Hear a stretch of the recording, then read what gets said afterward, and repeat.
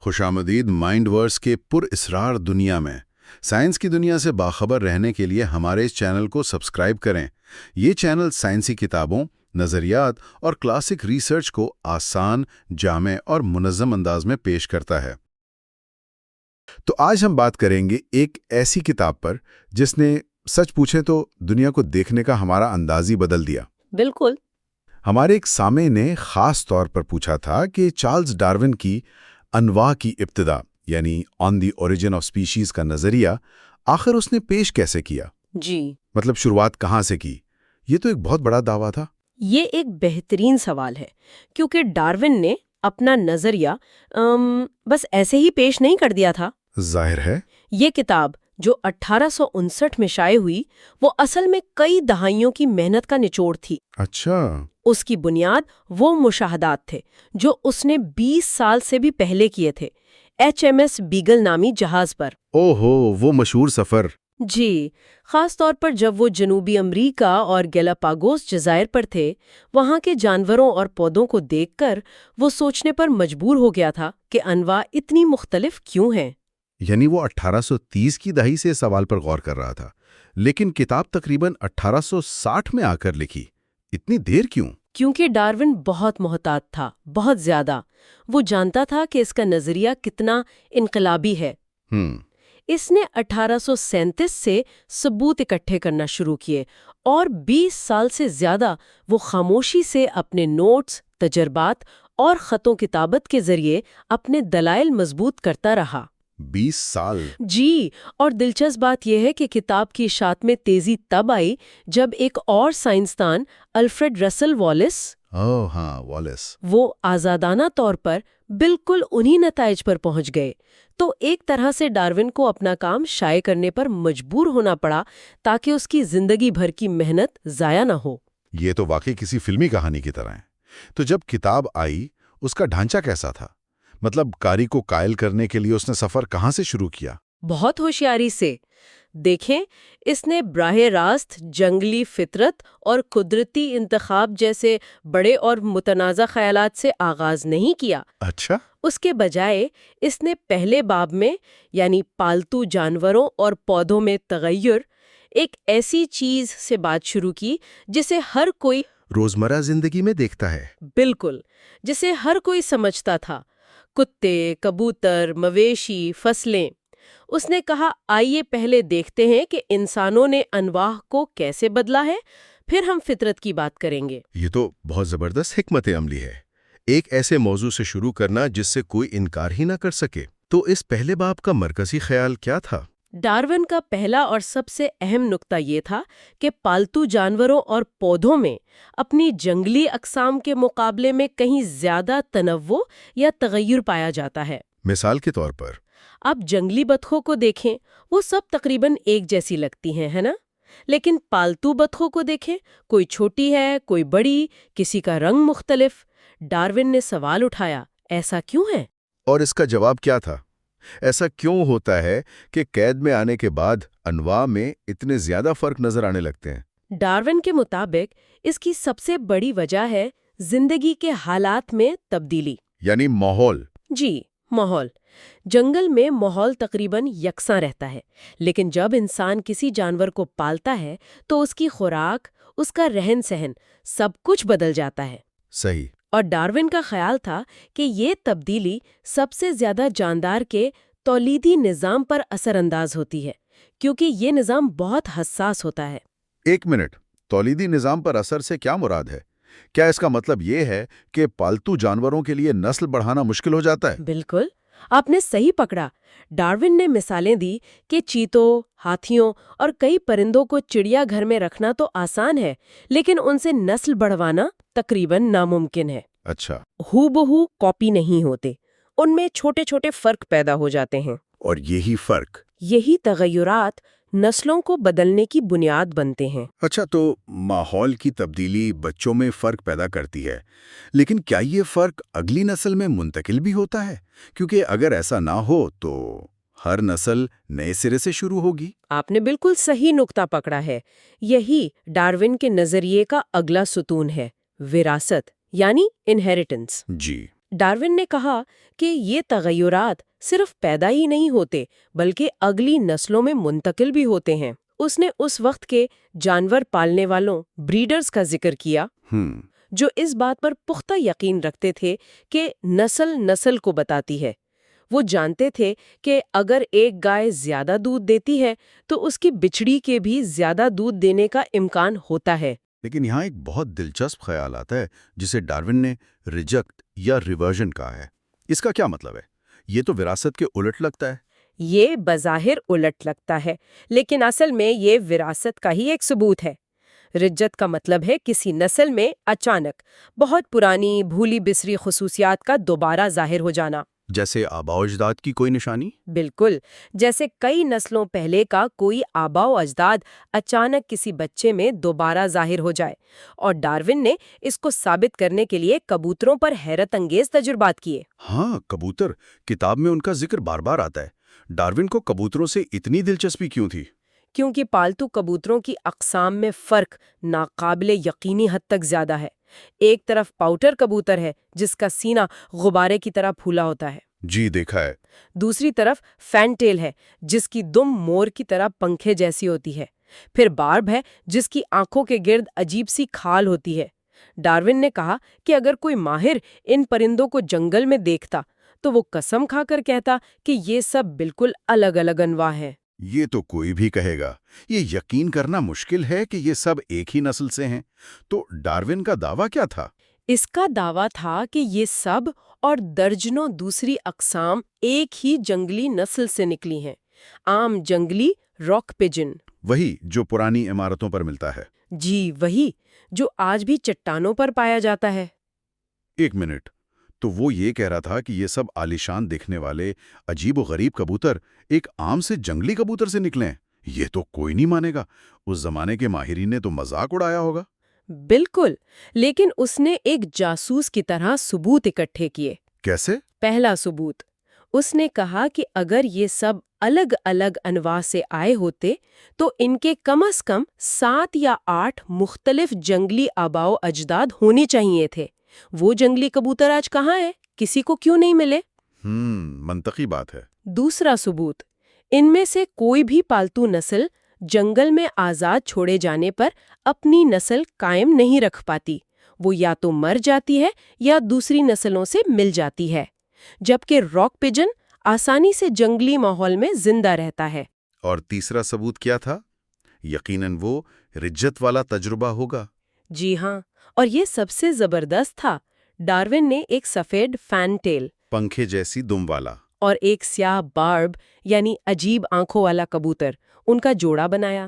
ان سے جو بچے ہوئے ان کا آپس میں جوڑا بنایا، اور پھر ان بچوں کے بچوں میں یعنی دوسری نسل میں ایک ایسا کبوتر پیدا ہوا۔ کیسا؟ جو نہ فینٹیل جیسا تھا نہ بارب جیسا۔ وہ رنگ، پروں پر سیاہ پٹیوں اور دم کے ڈیزائن میں بالکل اپنے پردادا یعنی جنگلی راک پجن جیسا تھا۔ کمال ہے۔ تو اس نے 2 بالکل مختلف نسلوں کو ملا کر ان کا مشترکہ جد بنا دیا۔ یہ تو کسی جادو کی طرح ہے۔ بالکل، اس سے یہ ثابت ہوا کہ ان سب میں وہ پرانی خصوصیات کہیں نہ کہیں چھپی ہوئی تھیں، صحیح حالات میں واپس آ سکتی ہیں۔ اس نے دکھایا کہ ان سب کا ماخذ ایک ہی ہے۔ جی۔ اس کے بعد ڈارون اپنے سب سے بڑے خیال کی طرف بڑھا۔ آخر یہ تبدیلیاں پیدا کیسے ہوتی ہیں؟ یہاں اس نے انتخاب یعنی سلیکشن کا طاقتور اصول پیش کیا۔ انتخاب یعنی چننا، اس سے تو ہم سب واقف ہیں۔ جیسے کسان بہترین بیج اگلی فصل کے لیے رکھتا ہے۔ جی، ڈارون نے اسے 2 حصوں میں تقسیم کیا۔ پہلا ہے باقاعدہ انتخاب یعنی میتھوڈیکل سلیکشن۔ اچھا۔ یہ وہ عمل ہے جب کوئی جانور پالنے والا ذہن میں ایک مقصد رکھ کر جانوروں کا انتخاب کرتا ہے۔ جیسے اسے تیز ترین گھوڑا چاہیے تو وہ صرف تیز ترین گھوڑوں کی ہی آپس میں نسل کشی کروائے گا، نسل در نسل، جب تک اسے اپنی مرضی کا جانور نہ مل جائے۔ یہ تو سمجھ میں آتا ہے، لیکن ڈارون نے ایک اور قسم کا بھی ذکر کیا ہے جو شاید اس سے بھی زیادہ اہم ہے۔ ہاں، اور وہ ہے غیر ارادی انتخاب، انکانشس سلیکشن۔ یہ ڈارون کی ایک شاندار دریافت تھی۔ اس کا کیا مطلب ہے؟ اس کا مطلب ہے کہ انسان بغیر کسی واضح منصوبے کے لاشعوری طور پر بھی نسلوں کو بدل رہا ہے۔ ہر شخص صرف اپنے بہترین جانور رکھنے کی کوشش کرتا ہے اور کمزور کو ہٹا دیتا ہے۔ لیکن وہ کوئی نئی نسل بنانے کی کوشش تو نہیں کر رہا ہوتا؟ نہیں، وہ صرف اپنے لیے بہترین جانور رکھنا چاہتا ہے۔ لیکن جب یہ عمل سینکڑوں یا ہزاروں سال تک لاکھوں لوگ کرتے ہیں تو نسل خود بخود بدل جاتی ہے۔ اس کی کوئی مثال ہے؟ بہت سی ہیں۔ ڈارون نے بتایا کہ کنگ چارلز اسپینیل کتے کی نسل اس کے زمانے میں ان کتوں سے بہت مختلف ہو چکی تھی جو بادشاہ چارلز کے دور میں مقبول تھے۔ اچھا۔ کسی نے جان بوجھ کر انہیں نہیں بدلا، لیکن ہر شخص نے تھوڑے سے زیادہ خوبصورت یا تھوڑے سے چھوٹے کتے کو ترجیح دی، اور 200 سال بعد نسل کا حلیہ ہی بدل گیا۔ واہ! اسی طرح انگلش ریس کے گھوڑے رفتار میں اپنے عرب آباء و اجداد سے کہیں آگے نکل گئے، صرف اس لیے کہ ہر مالک نے ہمیشہ اپنے تیز ترین گھوڑے کو ہی آگے بڑھایا۔ یعنی انتخاب ایک ایسی طاقت ہے جو ہر وقت کام کر رہی ہے، چاہے ہم اس پر توجہ دیں یا نہ دیں۔ یہ تو واقعی ایک جادوگر کی چھڑی کی طرح ہے۔ بالکل، اور یہ کوئی جدید خیال نہیں تھا۔ ڈارون نے یہ بھی واضح کیا کہ یہ اصول قدیم زمانے سے انسان جانتا ہے۔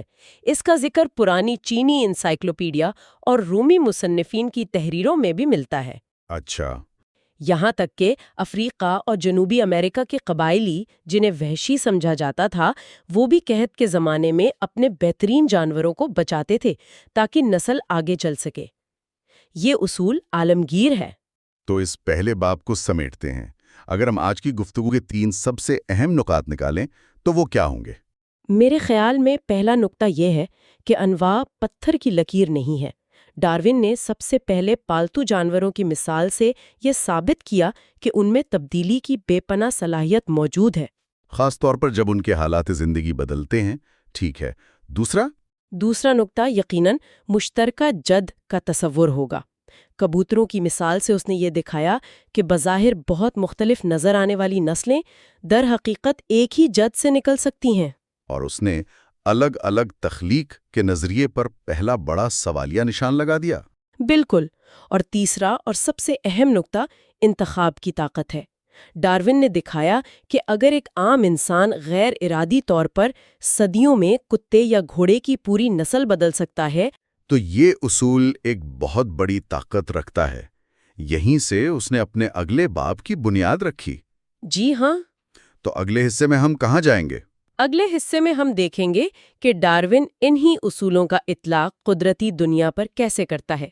اگر انسان انتخاب کر سکتا ہے تو کیا فطرت میں بھی کوئی ایسا ہی عمل موجود ہے؟ ہم قدرت کے تحت تغیر اور بقا کی جدوجہد جیسے دلچسپ موضوعات پر بات کریں گے۔ ہم دیکھیں گے کہ جنگلی انواع میں تغیر کیسے ہوتا ہے اور جانداروں کے درمیان مقابلہ کتنا شدید ہوتا ہے۔ یہ سننے میں بہت دلچسپ لگ رہا ہے۔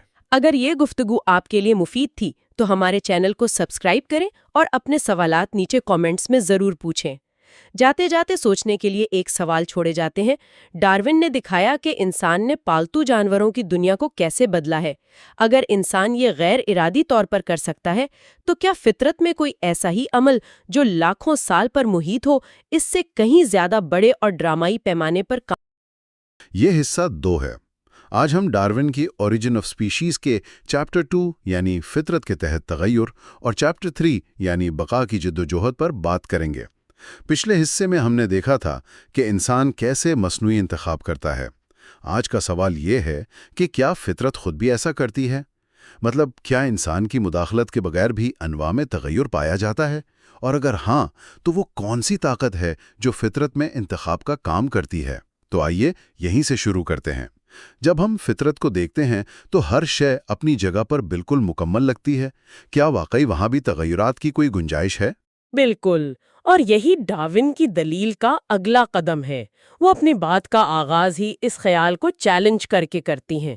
وہ کہتی ہیں کہ نو یعنی سپیشیز، قسم یعنی ورائٹی، اور یہاں تک کہ عجوبہ یعنی مونسٹروسٹی جیسی اصطلاحات کی کوئی سخت سائنسی تعریف موجود نہیں ہے۔ اچھا، یہ تو ایک بہت بڑا دعویٰ ہے۔ یعنی وہ کہہ رہی ہیں کہ جن کیٹیگریز پر پوری بائیولوجی کی عمارت کھڑی ہے وہ دراصل دھندلی ہیں۔ بالکل، ان کے مطابق نو کا لفظ عموماً یہ تاثر دیتا ہے کہ اسے الگ سے تخلیق کیا گیا ہے، جبکہ قسموں کا مطلب تقریباً ہمیشہ مشترکہ نسل سے ہوتا ہے، یعنی ایک ہی نوع کے اندر معمولی فرق۔ لیکن ڈارون کہتی ہیں کہ ان دونوں کے درمیان کوئی واضح لکیر نہیں کھینچی جا سکتی۔ کوئی واضح لکیر نہیں؟ جی، ایک مضبوط قسم اور ایک مشکوک نوع میں فرق کرنا تقریباً ناممکن ہے۔ یہ سب دراصل ایک ہی سلسلے کے مختلف درجات ہیں۔ تو فطرت میں کوئی صاف لکیریں نہیں ہیں، بس ایک مسلسل بہاؤ ہے۔ اگر ایسا ہے تو کیا اس تغیر میں کوئی اصول یا کوئی پیٹرن نظر آتے ہیں، یا یہ سب بے ترتیب ہے؟ نہیں، یہ بے ترتیب بالکل نہیں ہے، اور یہیں پر ڈارون کے مشاہدات کی طاقت سامنے آتی ہے۔ انہوں نے کچھ کلیدی اصول بیان کیے ہیں۔ پہلا اور سب سے اہم اصول یہ ہے کہ جو انواع وسیع علاقے میں پھیلی ہوں، بہت زیادہ تعداد میں ہوں اور عام پائی جاتی ہوں، ان میں تغیر سب سے زیادہ ہوتا ہے۔ یہ تھوڑا الٹا لگتا ہے۔ میں تو سوچتا کہ شاید نایاب انواع میں زیادہ عجیب و غریب تغیرات ہوتے ہوں گے۔ یہ ایک عام فہم خیال ہے، لیکن ڈارون کا ڈیٹا کچھ اور بتاتا ہے۔ ان کا دوسرا اصول پہلے والے سے جڑا ہوا ہے۔ وہ کہتے ہیں کہ کسی بھی ملک میں بڑی جینس یعنی جینرا کی انواع میں چھوٹی جینس کی انواع کے مقابلے میں زیادہ تغیر ہوتا ہے۔ اچھا، اس کی وضاحت کے لیے ڈارون نے ایک بہت دلچسپ مثال دی تھی، ایک انواع بنانے والی فیکٹری کی۔ وہ مجھے بہت پسند آئی تھی۔ بالکل، وہ کہتے ہیں کہ آپ جینس کو ایک فیکٹری سمجھیں، جہاں فیکٹری پہلے سے بہت فعال ہے اور بہت سی انواع بنا چکی ہے، یعنی ایک بڑی جینس۔ وہاں یہ توقع کرنا منطقی ہے کہ وہ فیکٹری اب بھی کام کر رہی ہوگی اور نئی اقسام بنا رہی ہوگی۔ صحیح۔ اور ایک چھوٹی جینز ایک ایسی فیکٹری کی طرح ہے جو یا تو بند ہو چکی ہے یا بہت سست کام کر رہی ہے۔ جی، تو یہ تغیر کوئی حادثہ نہیں بلکہ ایک فعال اور جاری عمل کی نشانی ہے۔ یہ فیکٹری والی مثال بہت طاقتور ہے، لیکن یہ ہے تو ایک استعارہ۔ تو کیا اس کے لیے کوئی ٹھوس ثبوت بھی تھا؟ مطلب ڈارون نے کیا دکھایا؟ انہوں نے ڈیٹا کا انبار لگا دیا۔ مثال کے طور پر انہوں نے 12 مختلف ممالک کے پودوں کی فہرستوں کا تجزیہ کیا اور ہمیشہ یہی پایا کہ بڑی جینس کے پودوں میں چھوٹی جینس کے مقابلے میں زیادہ اقسام تھیں۔ پودوں میں اور جانوروں میں؟ پھر انہوں نے اس اصول کو جانوروں پر لاگو کیا۔ انہوں نے 2 مختلف علاقوں کے بھونروں یعنی بیٹلز کا مطالعہ کیا اور ان میں بھی بالکل یہی اصول کام کر رہا تھا۔ اور ان مشاہدات کا نتیجہ کیا تھا؟ ان اقسام کی آخر اہمیت کیا ہے؟ یہی اس باب کا نچوڑ ہے۔ ڈارون اس نتیجے پر پہنچتی ہیں کہ یہ جو اقسام ہیں یہ کوئی معمولی فرق نہیں ہے، یہ دراصل ابتدائی انواع ہیں، یعنی انسیپینٹ سپیشیز، نئی انواع بننے کے عمل کا پہلا قدم۔ وہاں تو آج جو ایک قسم ہے کل وہ ایک مکمل نئی نوع بن سکتی ہے۔ بالکل۔ تو باب دوم کا خلاصہ یہ ہے کہ تغییر حقیقی ہے، یہ مسلسل ہو رہا ہے اور یہ کامیاب انواع میں سب سے زیادہ پایا جاتا ہے۔ ٹھیک ہے، یہ وہ خام مال ہے جس پر فطرت کام کرتی ہے، لیکن اب بھی وہ بڑا سوال باقی ہے، وہ کون سی قوت ہے جو اس خام مال کو شکل دیتی ہے؟ اور یہاں ہم باب سوم بقا کی جد و جہد میں داخل ہوتے ہیں۔ یہ نام ہی بہت ڈرامائی ہے۔ اور یہ ڈرامائی ہے بھی۔ یہاں ڈارون نے ماہر معاشیات تھامس مالتھس کے کام سے ایک بنیادی خیال لیا۔ مالتھس کا اصول بہت سادہ لیکن انتہائی طاقتور ہے۔ تمام جانداروں میں اپنی آبادی کو ہندسی شرح یعنی جیومیٹریکل ریشو سے بڑھانے کی بے پناہ صلاحیت ہوتی ہے، یعنی 2 سے 4، 4 سے 8، 8 سے 16 اور اسی طرح۔ اس کی کوئی مثال؟ تاکہ اس کی وسعت کو سمجھا جا سکے۔ ڈارون خود ہاتھی کی مثال دیتی ہیں جو سب سے سست نسل بڑھانے والا جانور مانا جاتا ہے۔ اگر ایک ہاتھی کا جوڑا اپنی زندگی میں صرف 6 بچے پیدا کرے اور وہ سب زندہ رہیں اور نسل بڑھائیں تو صرف 750 سالوں میں اس ایک جوڑے کی نسل سے تقریباً 1,90,00,000 ہاتھی زمین پر موجود ہوں گے۔ 1,90,00,000؟ لیکن ظاہر ہے کہ ایسا تو نہیں ہوتا۔ زمین ہاتھیوں سے بھری ہوئی نہیں ہے، تو کوئی نہ کوئی بریک سسٹم ضرور کام کر رہا ہوگا۔ وہ کیا ہے؟ بالکل، حقیقت یہ ہے کہ زیادہ تر انواع کی آبادی نسبتاً مستحکم رہتی ہے۔ اس کی وجہ وہ رکاوٹیں یا چیکس ہیں جو اس اضافے کو محدود کرتی ہیں، اور یہیں پر بقا کی جد و جہد کا تصور سامنے آتا ہے۔ اور یہ رکاوٹیں کیسی ہوتی ہیں؟ کئی طرح کی ہیں۔ سب سے واضح تو موسمیاتی حالات ہیں، جیسے شدید سردی یا خشک سالی۔ پھر شکار اور بیماریاں ہیں جو آبادی کو قابو میں رکھتی ہیں۔ لیکن ان سب میں سب سے اہم رکاوٹ کون سی ہے؟ یعنی کمپٹیشن، خوراک، جگہ اور دوسرے وسائل کے لیے۔ اور ڈارون ایک بہت اہم نقطہ اٹھاتی ہیں، یہ جدوجہد ایک ہی نوع کے افراد اور اقسام کے درمیان سب سے زیادہ شدید ہوتی ہے۔ کیوں؟ میں تو سمجھا تھا کہ مختلف انواع جیسے شیر اور چیتے کے درمیان مقابلہ زیادہ سخت ہوتا ہوگا۔ ان میں بھی مقابلہ ہوتا ہے، لیکن ایک ہی نوع کے افراد کی خوراک، رہائش، ان کی تمام ضرورتیں وہ بالکل ایک جیسی ہوتی ہیں۔ اس لیے ان کا مقابلہ براہ راست اور زیادہ شدید ہوتا ہے۔ جیسے ایک ہی گلی میں دو بیکریاں ایک دوسرے سے زیادہ مقابلہ کرتی ہیں، صحیح، بجائے اس کے کہ ایک بیکری کسی ہارڈ ویئر کی دکان سے مقابلہ کرے۔ بالکل۔ اسی طرح گندم کے کھیت میں اگنے والے گندم کے پودے ایک دوسرے سے روشنی اور پانی کے لیے سب سے زیادہ لڑتے ہیں۔ یہ تو فطرت کی اس تصویر سے بہت مختلف ہے جو ہم عام طور پر دیکھتے ہیں، ایک پرامن اور حسین منظر۔ ڈارون کہہ رہے ہیں کہ اس خوبصورتی کے سطح کے نیچے ایک مسلسل جنگ جاری ہے۔ جی، تو یہ مسلسل جدوجہد یہ ان تغیرات سے کیسے جڑتی ہے جن پر ہم نے ابھی بات کی؟ یہیں پر دونوں ابواب آ کر ملتے ہیں اور ڈارون کا عظیم نظریہ جنم لیتا ہے۔ چونکہ پیدا ہونے والے تمام جاندار زندہ نہیں رہ سکتے اور ان کے درمیان بقا کی ایک مستقل جدوجہد جاری ہے، تو اس کا منطقی نتیجہ کیا ہوگا؟ نتیجہ یہ ہوگا کہ جس فرد کے پاس کوئی معمولی سا بھی فائدہ مند تغیر ہوگا، چاہے وہ تھوڑی بہتر رفتار ہو، بیماری کے خلاف زیادہ مزاحمت ہو یا ماحول میں چھپنے کی بہتر صلاحیت ہو، اس کے زندہ بچ جانے اور اپنی نسل آگے بڑھانے کے امکانات دوسروں سے ذرا سے زیادہ ہوں گے۔ اور چونکہ خصوصیات وراثت میں ملتی ہیں تو وہ فائدہ مند تغیر اگلی نسل میں منتقل ہو جائے گا۔ بالکل، اور وقت کے ساتھ ساتھ یہ فائدہ مند تغیرات نسل در نسل جمع ہوتے جائیں گے، جبکہ نقصان دہ تغیرات رکھنے والے افراد ختم ہوتے جائیں گے۔ فائدہ مند تغیرات کے اس تحفظ اور نقصان دہ تغیرات کے خاتمے کو ہی ڈارون قدرتی انتخاب یعنی نیچرل سلیکشن کہتی ہیں۔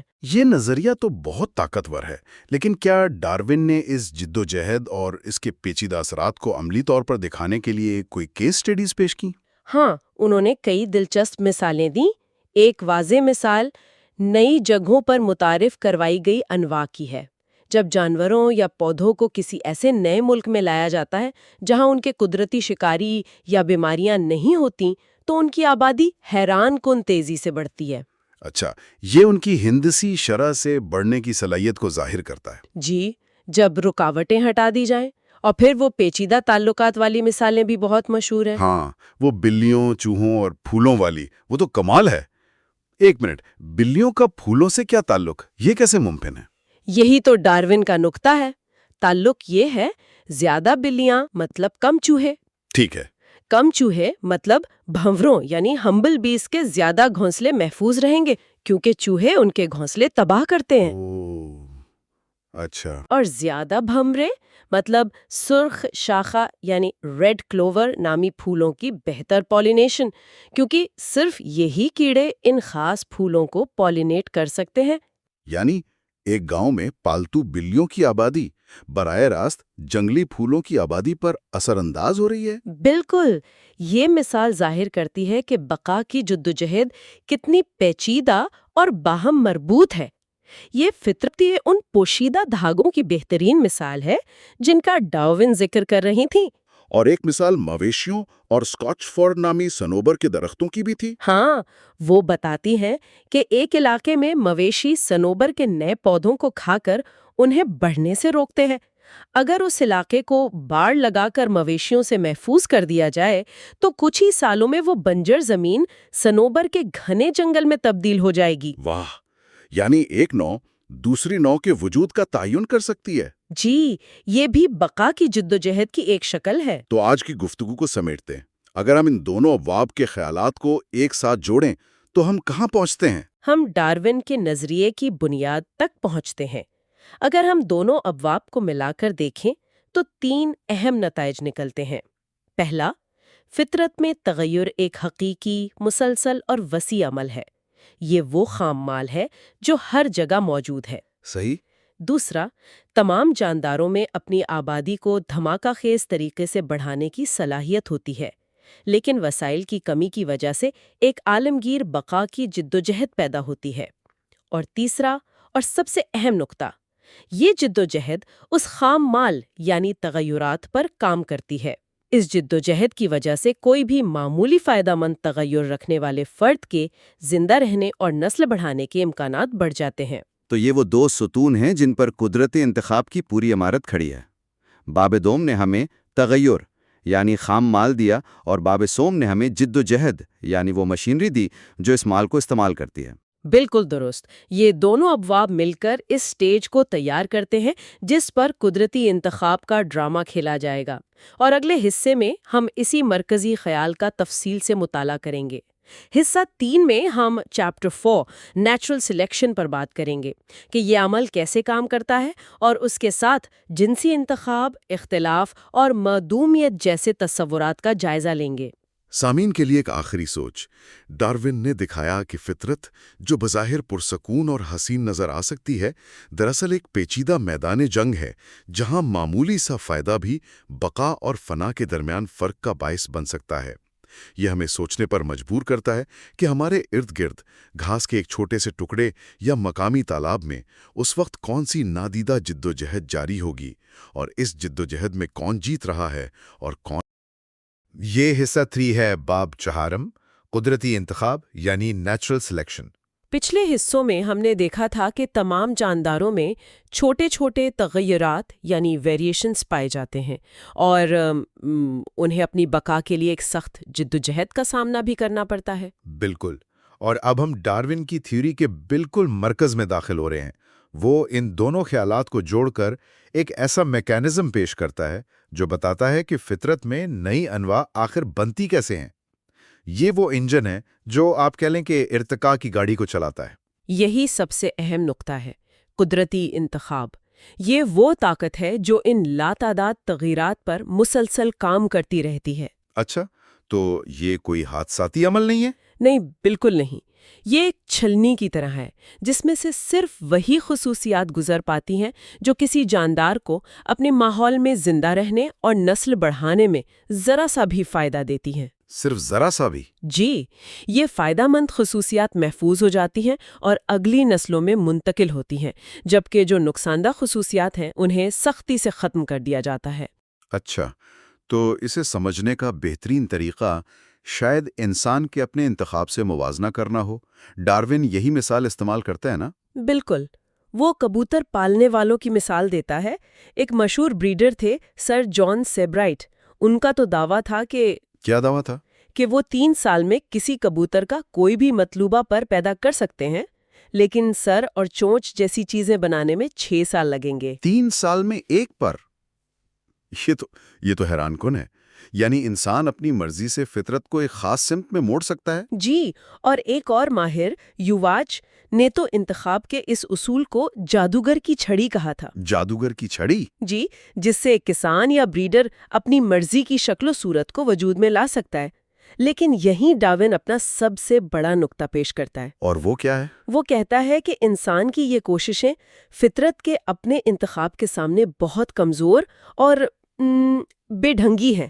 قدرتی انتخاب انسان سے کہیں زیادہ صبر والا، زیادہ جامع اور بے انتہا طاقتور ہے۔ اس میں ایک اور دلچسپ تصور لاشعوری انتخاب کا بھی ہے، یعنی انکانشس سلیکشن۔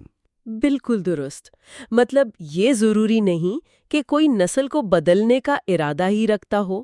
تو پھر یہ کیسے کام کرتا ہے؟ دیکھیں، جب کوئی شخص صرف بہترین جانور رکھنے اور ان سے نسل بڑھانے کی کوشش کرتا ہے بغیر کسی خاص مقصد کے، تو بھی نسل آہستہ آہستہ بدل جاتی ہے۔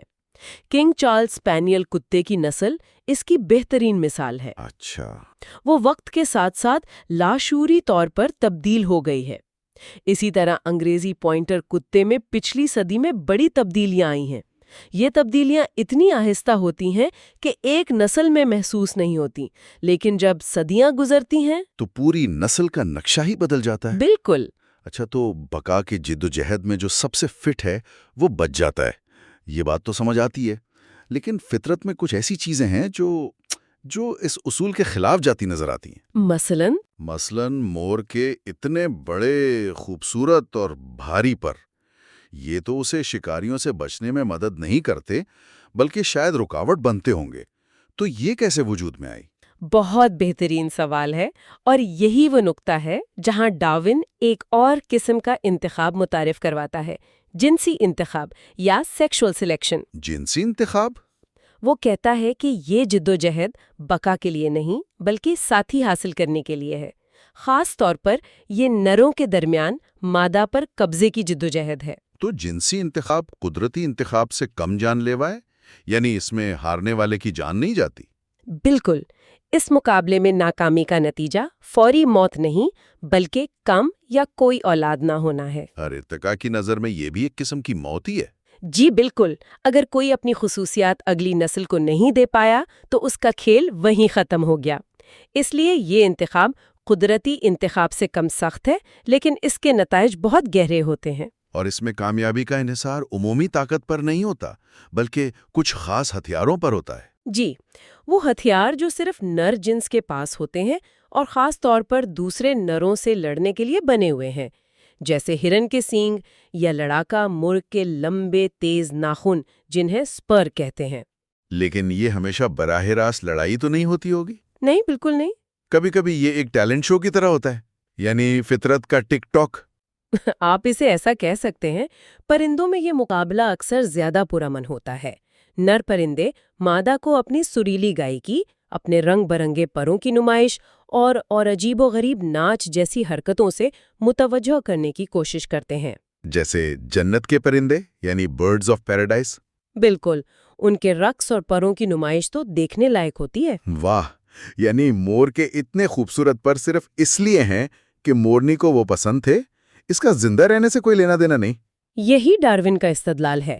وہ کہتا ہے کہ ہزاروں نسلوں تک مادہ پرندوں کا سب سے سریلے یا سب سے خوبصورت نروں کا انتخاب کرتے رہنے سے ان کی نسلوں میں یہ خصوصیات پختہ ہو گئیں۔ اچھا، یہ بالکل ویسے ہی ہے جیسے کوئی انسان اپنی پسند کے مطابق بینٹم مرغوں کو منتخب کر کے انہیں مزید خوبصورت بنا سکتا ہے۔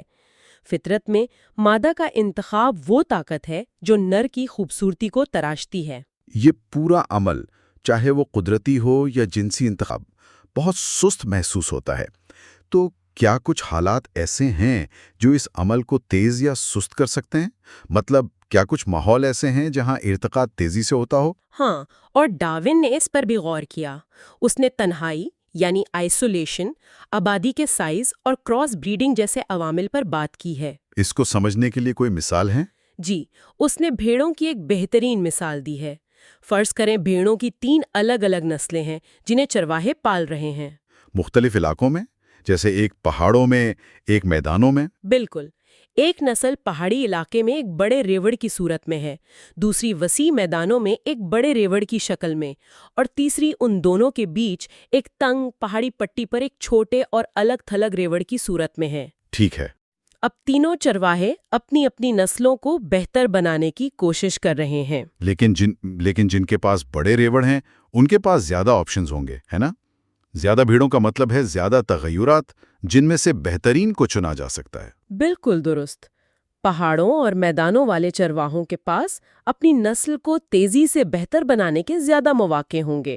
وہ تیزی سے بہتر اون یا گوشت والی بھیڑیں پیدا کر لیں گے، اور وہ چھوٹا الگ تھلگ ریوڑ رکھنے والا چرواہا پیچھے رہ جائے گا۔ یقیناً آخر کار بہتر پہاڑی اور میدانی نسلیں اتنی اعلیٰ ہو جائیں گی کہ وہ کم بہتر درمیانی نسل کی جگہ لے لیں گی اور اسے ختم کر دیں گی۔ اچھا، تو اس کا مطلب یہ ہوا کہ ایک بڑی آبادی اور وسیع کھلا علاقہ، جی، وہی قدرتی انتخاب کے عمل کو تیز کرتا ہے، کیونکہ وہاں فائدہ مند تغیرات کے پیدا ہونے اور پھیلنے کے زیادہ امکانات ہوتے ہیں۔ جی ہاں، جبکہ چھوٹی اور الگ تھلگ آبادیوں میں تغیرات کم ہوتے ہیں اور ارتقائی عمل سست پڑ جاتا ہے۔ تو جب یہ نئی اور بہتر شکلیں بن رہی ہوتی ہیں تو پرانی اور کم فائدہ مند شکلوں کا کیا ہوتا ہے؟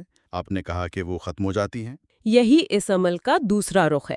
ڈارون بار بار اس عمل کے انتہائی سلو ہونے پر زور دیتا ہے، لیکن ساتھ ہی یہ بھی کہتا ہے کہ یہ بے رحم ہے۔ بے رحم کیسے؟ قدرتی انتخاب فائدہ مند تغیرات کو محفوظ کر کے کام کرتا ہے۔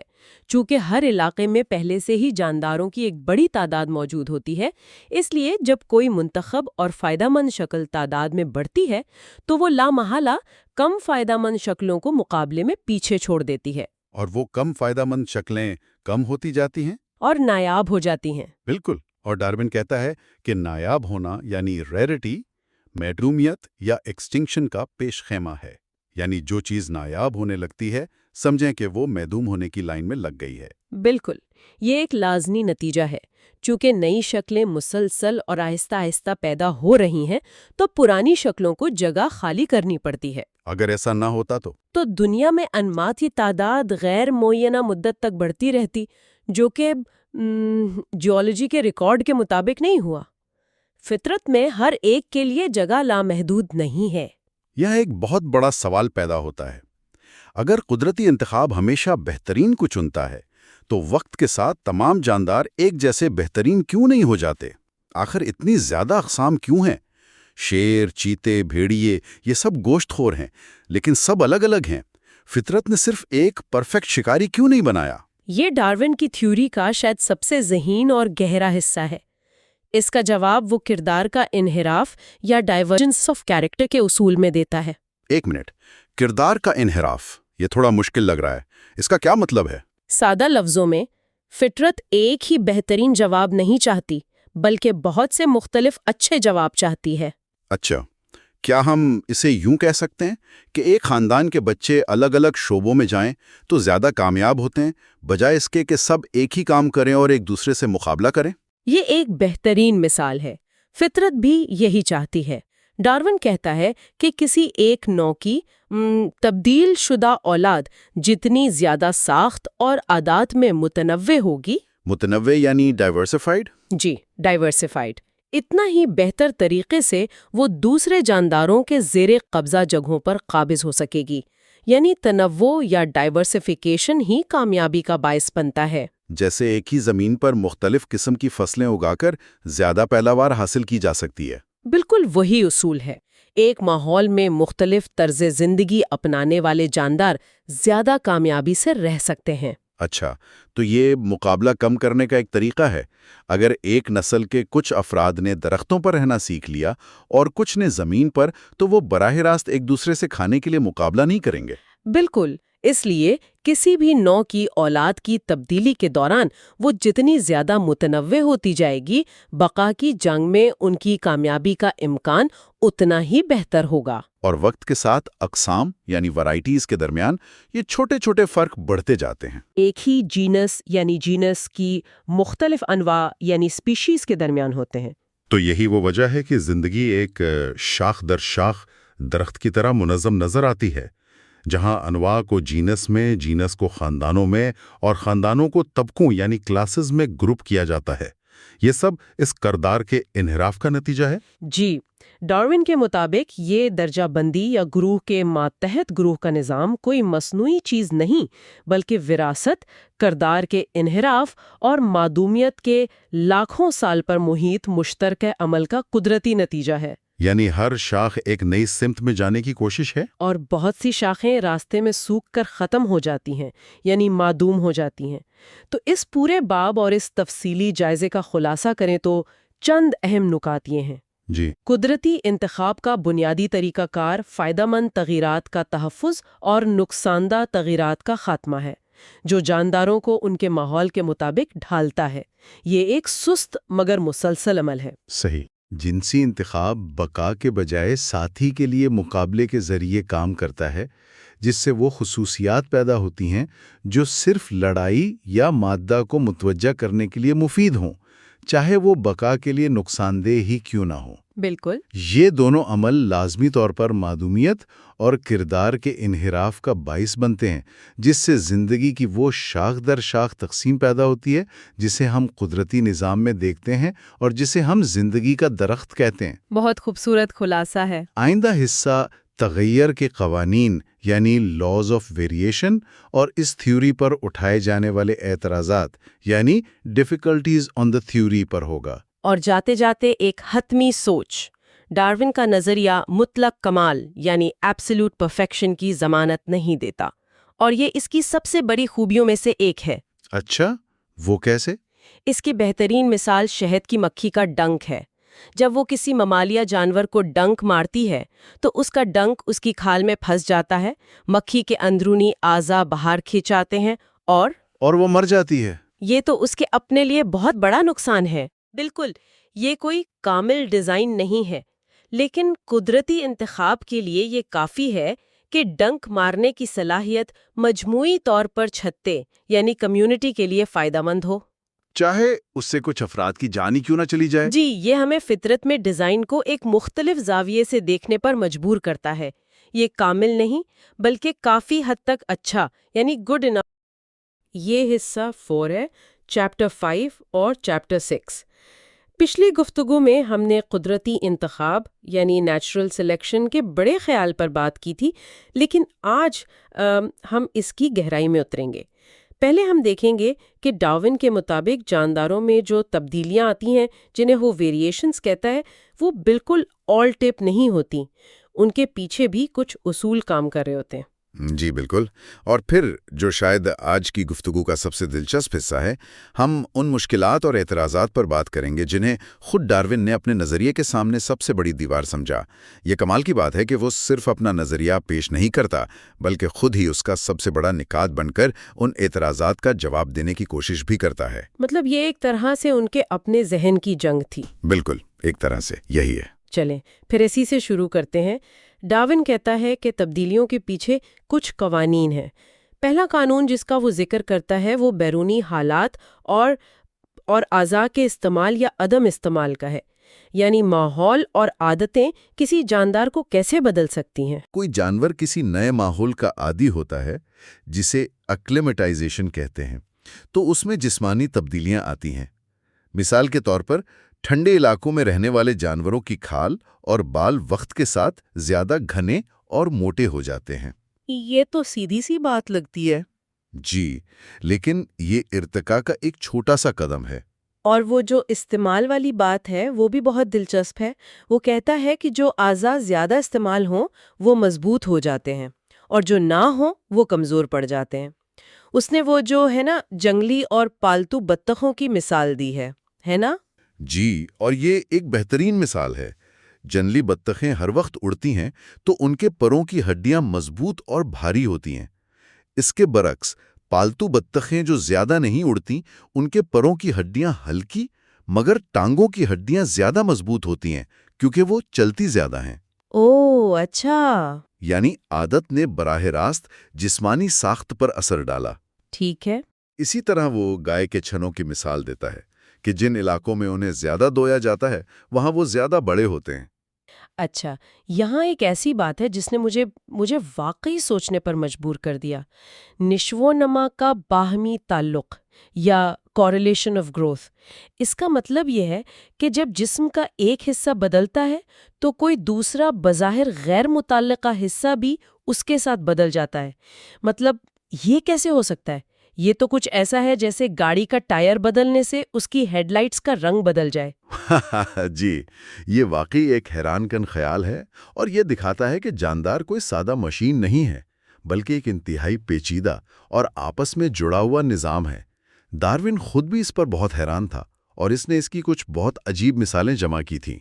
جیسے اس نے مشاہدہ کیا کہ جن بلیوں کی آنکھیں نیلی ہوتی ہیں وہ اکثر بہری بھی ہوتی ہیں۔ واقعی؟ جی، یا جن کتوں کے جسم پر بال نہیں ہوتے ان کے دانت بھی اکثر نامکمل یا خراب ہوتے ہیں۔ تو اس کا مطلب یہ ہوا کہ قدرتی انتخاب جب کسی ایک خصوصیت کو چنتا ہے تو اسے پیکیج ڈیل میں کوئی دوسری خصوصیت مفت میں مل جاتی ہے، چاہے وہ فائدہ مند ہو یا نہ ہو۔ ایک طرح سے جی بالکل، کبھی کبھی وہ دوسری تبدیلی غیر جانبدار ہوتی ہے، کبھی نقصان دہ اور کبھی کبھار فائدہ مند بھی ہو سکتی ہے۔ اہم بات یہ ہے کہ ارتقاء ہمیشہ سیدھی لکیر میں نہیں چلتا۔ ایک تبدیلی کئی غیر متوقع تبدیلیوں کو جنم دے سکتی ہے۔ پھر ایک دلچسپ موضوع ہے شوکیس خصوصیات کا، جسے ڈارون ثانوی جنسی خصوصیات کہتا ہے، یعنی وہ چیزیں جن کا براہ راست نسل بڑھانے سے تعلق نہیں لیکن مخالف جنس کو متاثر کرنے کے کام آتی ہیں، جیسے مور کے پنکھ۔ जी, या शेर की गर्दन के बाल। और यहाँ डार्विन एक बहुत अहम नुक्ता उठाता है। वो कहता है कि ये शोकेस खुसूसियात बहुत ज़्यादा बदलती रहती हैं, मतलब उनमें बहुत वेरिएशन होती है। और इसकी वजह? इसकी वजह यह है कि ये जिनसी इंतखाब यानी सेक्सुअल सिलेक्शन का नतीजा है, जो कुदरती इंतखाब से थोड़ा नरम अमल है। देखिए, कुदरती इंतखाब में तो जिंदगी और मौत का खेल होता है। या तो आप जिंदा रहेंगे या मर जाएंगे। बिल्कुल, लेकिन जिनसी इंतखाब में कम खूबसूरत या कम ताकतवर नर मरता नहीं, बस उसे नस्ल बढ़ाने के मौके का मिलते हैं। अच्छा, इसलिए इन खुसूसियात में ज्यादा तनव्वु और तजुर्बात की गुंजाइश होती है। तो ये तो वो कवानीन हैं जिनसे डार्विन अपने नजरिए की बुनियाद मजबूत कर रहा है। लेकिन जो बात मुझे सबसे ज्यादा मुतासिर करती है वो ये है कि वो खुद ही अपने नजरिए का सबसे बड़ा नक्काद भी था। वो उन सवालात को सामने लाया जिनके बारे में वो खुद कहता है कि मैं आज भी उन पर गौर करता हूँ तो चकरा जाता हूँ। चले उन मुश्किलात पर बात करते हैं। पहला और शायद सबसे बड़ा एतराज जिसका आज भी सामना करना पड़ता है वो ये है, अगर एक नौ लाखों सालों में छोटी छोटी तब्दीलियों से गुजरकर दूसरी नौ में बदली है, तो हमें उनके दरमियान की लातादाद अबूरी शक्लें हर जगह नजर क्यों नहीं आती? हाँ, आज हमें अनवा इतनी वाज़े और अलग थलग क्यों नजर आती हैं? शेर और चीते में फर्क वाज़े है, उनके दरमियान की कोई चीज क्यों नहीं? बिल्कुल यही सवाल। ये वाकई एक बहुत वज़नी सवाल है। अगर इर्तिका एक सुस्त और मुसलसिल फिल्म की तरह है, तो हमें फितरत में सिर्फ चंद तस्वीरें ही क्यों नजर आती हैं, पूरी फिल्म क्यों नहीं? डार्विन इसका क्या जवाब देता है? वो इसका जवाब दो सतहों पर देता है। पहला जवाब जियोलॉजी से मुताल्लिक है। वो कहता है कि ज़मीन की तहों में महफूज जिंदगी का रिकॉर्ड यानी फॉसिल रिकॉर्ड इंतहाई नामुकम्मल है। ये ऐसा है जैसे किसी बहुत बड़ी किताब के लाखों सफ़ात में से हमें सिर्फ चंद फटे पुराने सफ़े मिले हों। ज्यादातर जानदार मरने के बाद फॉसिल बनते ही नहीं, वो गल सड़ जाते हैं। तो लाखों दरमियानी शक्लों का कोई सबूत ना मिलना हैरानी की बात नहीं। अच्छा, तो पहला जवाब तो ये हुआ कि सबूत ही अधूरा है। लेकिन ये थोड़ा कमजोर दिफा नहीं लगता? मतलब सबूत नहीं मिला, ये कहने से तो बात साबित नहीं होती। क्या उसके पास कोई ज्यादा मजबूत दलील भी थी? बिल्कुल, और इसका दूसरा जवाब ज्यादा ताकतवर और बराह रास्त कुदरती इंतखाब के अमल से जुड़ा है। वो कहता है कि कुदरती इंतखाब का अमल खुद दरमियानी शक्लों को खत्म कर देता है। अच्छा, वो कैसे? उसे यूं समझे कि जब कोई नई और बेहतर किस्म वजूद में आती है, तो वो अपनी आबाई किस्म और दीगर दरमियानी कम तरक्की याफ्ता शक्लों को बका की दौड़ में पीछे छोड़ देती है। मतलब मुकाबले में हरा देती है? जी, वो माहौल के वसाइल पर बेहतर कब्जा करती है और ज्यादा कामयाबी से नस्ल आगे बढ़ाती है। नतीजे के तौर पर पुरानी और दरमियानी शक्लें आहिस्ता आहिस्ता खत्म हो जाती हैं, महदूम हो जाती हैं। ओह, तो इसका मतलब है कि हमें दरमियानी शक्लें इसलिए नजर नहीं आती क्योंकि वो मुकाबला हार गईं और खत्म हो गईं। हमें सिर्फ फाते अनवा नजर आती हैं जो अपनी अपनी जगह पर मुकम्मल तौर पर कामयाब है। ये तो बहुत दिलचस्प सोच है। जी, इसीलिए फितरत हमें अलग अलग खानों में बटी हुई नजर आती है, क्योंकि उन खानों के दरमियान की दीवारें वक्त के साथ गिरा दी गई हैं। डार्विन खुद तस्लीम करता है कि ये सोचना सरासर नामाकूल लगता है कि आंख जैसी पेचीदा और कामिल चीज कुदरती इंतखाब से बन सकती है। आंख तो किसी ज़हीन डिजाइनर का शाहकार लगती है। इसने ये मुश्किल खुद कैसे हल की? ये आज भी इर्तिका पर सबसे आम एतराज है। डार्विन इसका जवाब बड़े तहम्मुल और मंतिक से देता है। वो कहता है हमें ये तसव्वुर नहीं करना चाहिए कि आंख एक ही जस्त में बन गई। वो कहता है कि अगर हम आज की दुनिया में जानदारों को देखें तो हमें रोशनी को महसूस करने वाले आज़ा की एक पूरी सीढ़ी नजर आती है। अच्छा, एक तरफ एक खुलिये वाले जानदार हैं जिनमें सिर्फ एक ऐसा प्रोटीन है जो रोशनी और अंधेरे में फर्क महसूस कर सकता है। दूसरी तरफ कीड़े मकोड़े हैं जिनकी आंखें तस्वीर तो नहीं बना सकती मगर हरकत को पहचान सकती हैं। और फिर आखिर में इंसान जैसी पेचीदा आंख है। तो वो ये कह रहा है कि चूंकि फितरत में आज भी आँख के इर्तिका के मुख्तलिफ मराहिल मौजूद हैं, इसलिए ये तसव्वुर करना नामुमकिन नहीं है कि ये मराहिल लाखों सालों में एक दूसरे के बाद आए होंगे। बिल्कुल, इसका कलीदी नुक्ता ये था कि इस सीढ़ी का हर कदम, चाहे वो कितना ही सादा क्यों ना हो, अपने मालिक के लिए फायदामंद था। रोशनी को महसूस करने की जरा सी भी सलाहियत कुछ ना होने से बेहतर थी। ये बात तो सही है। اور اگر ہر چھوٹا قدم فائدہ مند تھا تو قدرتی انتخاب اسے اگلی نسلوں کے لیے منتخب کرتا جائے گا، اور لاکھوں سالوں میں یہ چھوٹی چھوٹی بہتریاں جمع ہو کر ایک پیچیدہ آنکھ بنا سکتی ہیں۔ پھر وہ ایک بہت بڑا چیلنج دیتا ہے۔ وہ کہتا ہے کہ اگر کوئی ایسا پیچیدہ عضو ثابت کیا جا سکے جو متعدد، معمولی اور مسلسل تبدیلیوں کے ذریعے نہ بن سکتا ہو تو میرا نظریہ بالکل ناکام ہو جائے گا۔ واہ، یہ تو اپنے نظریے پر ایک بہت بڑا اعتماد بھی ہے اور ایک کھلی دعوت بھی کہ اسے غلط ثابت کیا جائے۔ اب ایک تیسرا سوال ہے جو عادات سے جڑا ہے۔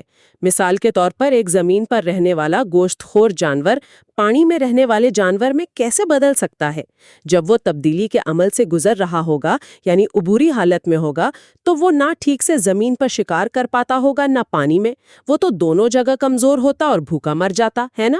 بالکل، یہ ایک بہت عملی سوال ہے، اور اس کے جواب کے لیے بھی ڈارون ماضی کے فوسلز کے بجائے موجودہ فطرت سے مثالیں لاتا ہے۔ وہ شمالی امریکہ میں پائے جانے والے ایک نیولے جیسے جانور مسٹیلا وائزن کا ذکر کرتا ہے۔ اس جانور کے پاؤں میں ہلکی سی جھلی ہوتی ہے۔ یہ گرمیوں میں پانی میں غوطہ لگا کر مچھلیاں اور مینڈک پکڑتا ہے، اور سردیوں میں جب پانی جم جاتا ہے تو یہی جانور زمین پر چوہوں کا شکار کرتا ہے۔ تو یہ تو ایک جیتی جاگتی عبوری حالت کی مثال ہے، ایک ہی جانور جو کامیابی سے دو مختلف طرز زندگی اپنائے ہوئے ہے۔ جی بالکل، یہ لکھاتا ہے کہ عبوری عادات نہ صرف ممکن ہیں بلکہ کامیاب بھی ہو سکتی ہیں۔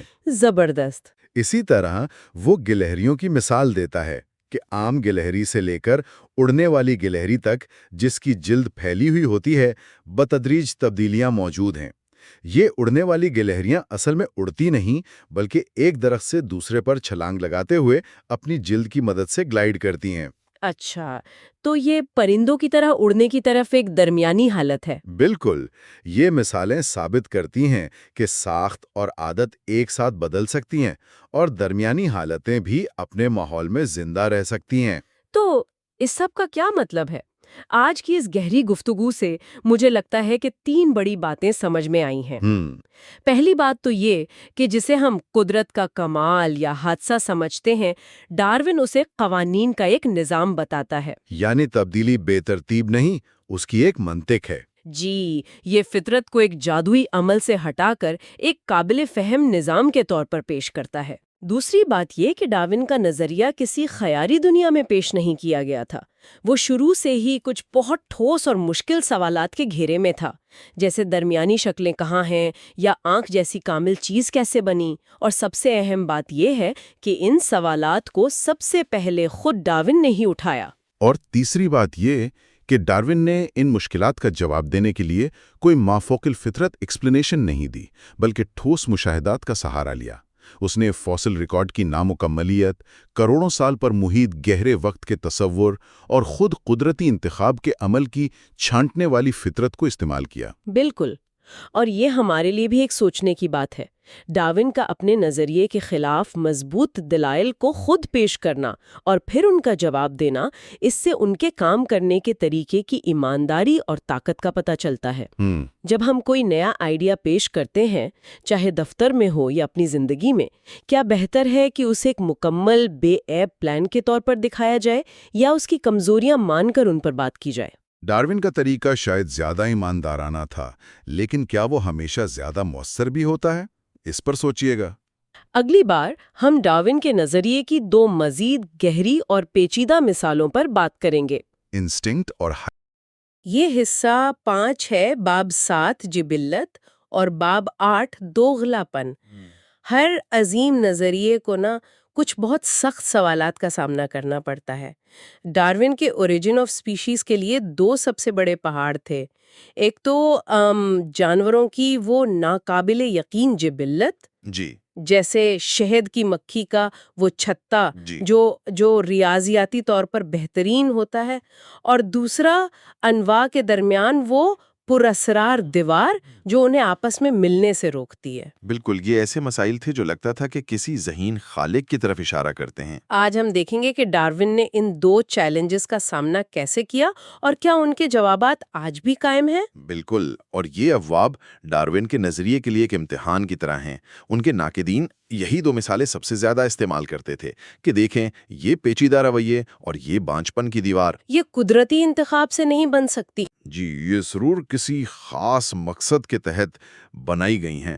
ڈارون یہاں یہ ثابت کرنے کی کوشش کر رہے ہیں کہ یہ سب کچھ بھی قدرتی انتخاب کے دائرے سے باہر نہیں، بلکہ یہ بھی آہستہ آہستہ ہونے والی تبدیلیوں کا ہی نتیجہ ہے۔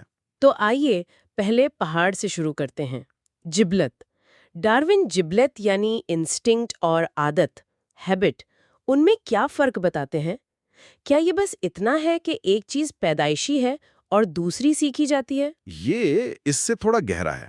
ڈارون کہتے ہیں کہ جبلتیں موروثی ہوتی ہیں، یعنی وہ نسل در نسل منتقل ہوتی ہیں، انہیں سیکھنے کی ضرورت نہیں پڑتی۔ اچھا، لیکن ان کی شروعات اکثر کسی عادت سے ہو سکتی ہے۔ ان کا خیال یہ تھا کہ اگر کوئی عادت کسی جاندار کے لیے فائدہ مند ہو اور اس عادت کی طرف جھکاؤ رکھنے والے زیادہ کامیاب ہوں تو وقت کے ساتھ تو وہ جھکاؤ ایک پکی جبلت بن جاتا ہے۔ بالکل قدرتی انتخاب ایسی چھوٹی چھوٹی تبدیلیوں کو چنتا ہے اور وقت کے ساتھ وہ جمع ہوتی جاتی ہیں۔ یہ تو بہت دلچسپ ہے، یعنی آج کی جبلت کل کی کامیاب عادت ہو سکتی ہے۔ اس کی کوئی مثال ہے؟ جیسے وہ کوئل کا دوسرے پرندوں کے گھونسلوں میں انڈے دینا؟ جی مجھے یہ ہمیشہ بہت عجیب لگا ہے کہ ایک چوزا جو ابھی انڈے سے نکلا ہے، اسے کیسے پتا کہ اسے دوسرے انڈوں کو گھونسلے سے باہر دھکیلنا ہے؟ اسے تو کسی نے سکھایا نہیں۔ جی کوئل کی مثال کمال کی ہے۔ یہ ایک انتہائی پیچیدہ جبلت ہے، لیکن ڈارون کا کہنا ہے کہ یہ ایک دم سے پیدا نہیں ہوئی۔ تو پھر کیسے ہوئی؟ ہو سکتا ہے اس کی شروعات بہت سادہ رویے سے ہوئی ہو، شاید کوئی امریکی کوئل کی طرح جو کبھی کبھار دوسرے پرندے کے گھونسلے میں انڈا دے دیتی تھی، لیکن اپنے بچوں کو خود ہی پالتی تھی۔ اچھا، پھر اگر اس سے اس پرندے کو ذرا سا بھی فائدہ ہوا ہو، مثلاً اس کے اپنے کچھ بچے بچ گئے ہوں، تو قدرتی انتخاب نے اس رویے کو پسند کیا ہوگا اور نسل در نسل یہ رویہ پختہ ہوتا گیا۔ یہاں تک کہ کوئل نے اپنے بچے پالنا ہی چھوڑ دیا؟ بالکل، وہ مکمل طور پر دوسرے پرندوں کو استعمال کرنے لگی۔ اچھا، تو یہ قدم بقدم ہوا ہوگا۔ لیکن ذرائع میں ایک اور مثال ہے جو اس سے بھی زیادہ عجیب ہے، غلام بنانے والی چیونٹیاں۔ ہاں یہ تو کسی سائنس فکشن فلم جیسا لگ رہا ہے۔ فطرت میں ایسا بھی ہوتا ہے؟ یہ تو ناقابل یقین ہے۔ بالکل ہوتا ہے، اور ڈارون اسے پوری طرح واقف تھے۔ فارمیکا سنگوینیا نامی چینٹیاں دوسری قسم کی چینٹیوں کے گھونسلوں پر حملہ کرتی ہیں۔ حملہ کرتی ہیں؟ جی، اور ان کے پیوپے یعنی وہ حالت جس میں کیڑا تتلی یا چینٹی بننے سے پہلے ہوتا ہے۔ اچھا، ککون کی طرح۔ جی ہاں، ان کو چرا کر لے آتی ہیں۔ جب ان پیوپوں سے چیونٹیاں نکلتی ہیں تو وہ اپنی نئی کالونی کو ہی اپنا گھر سمجھتی ہیں اور غلاموں کی طرح سارا کام کرتی ہیں۔ لیکن یہ رویہ شروع کیسے ہوا ہوگا؟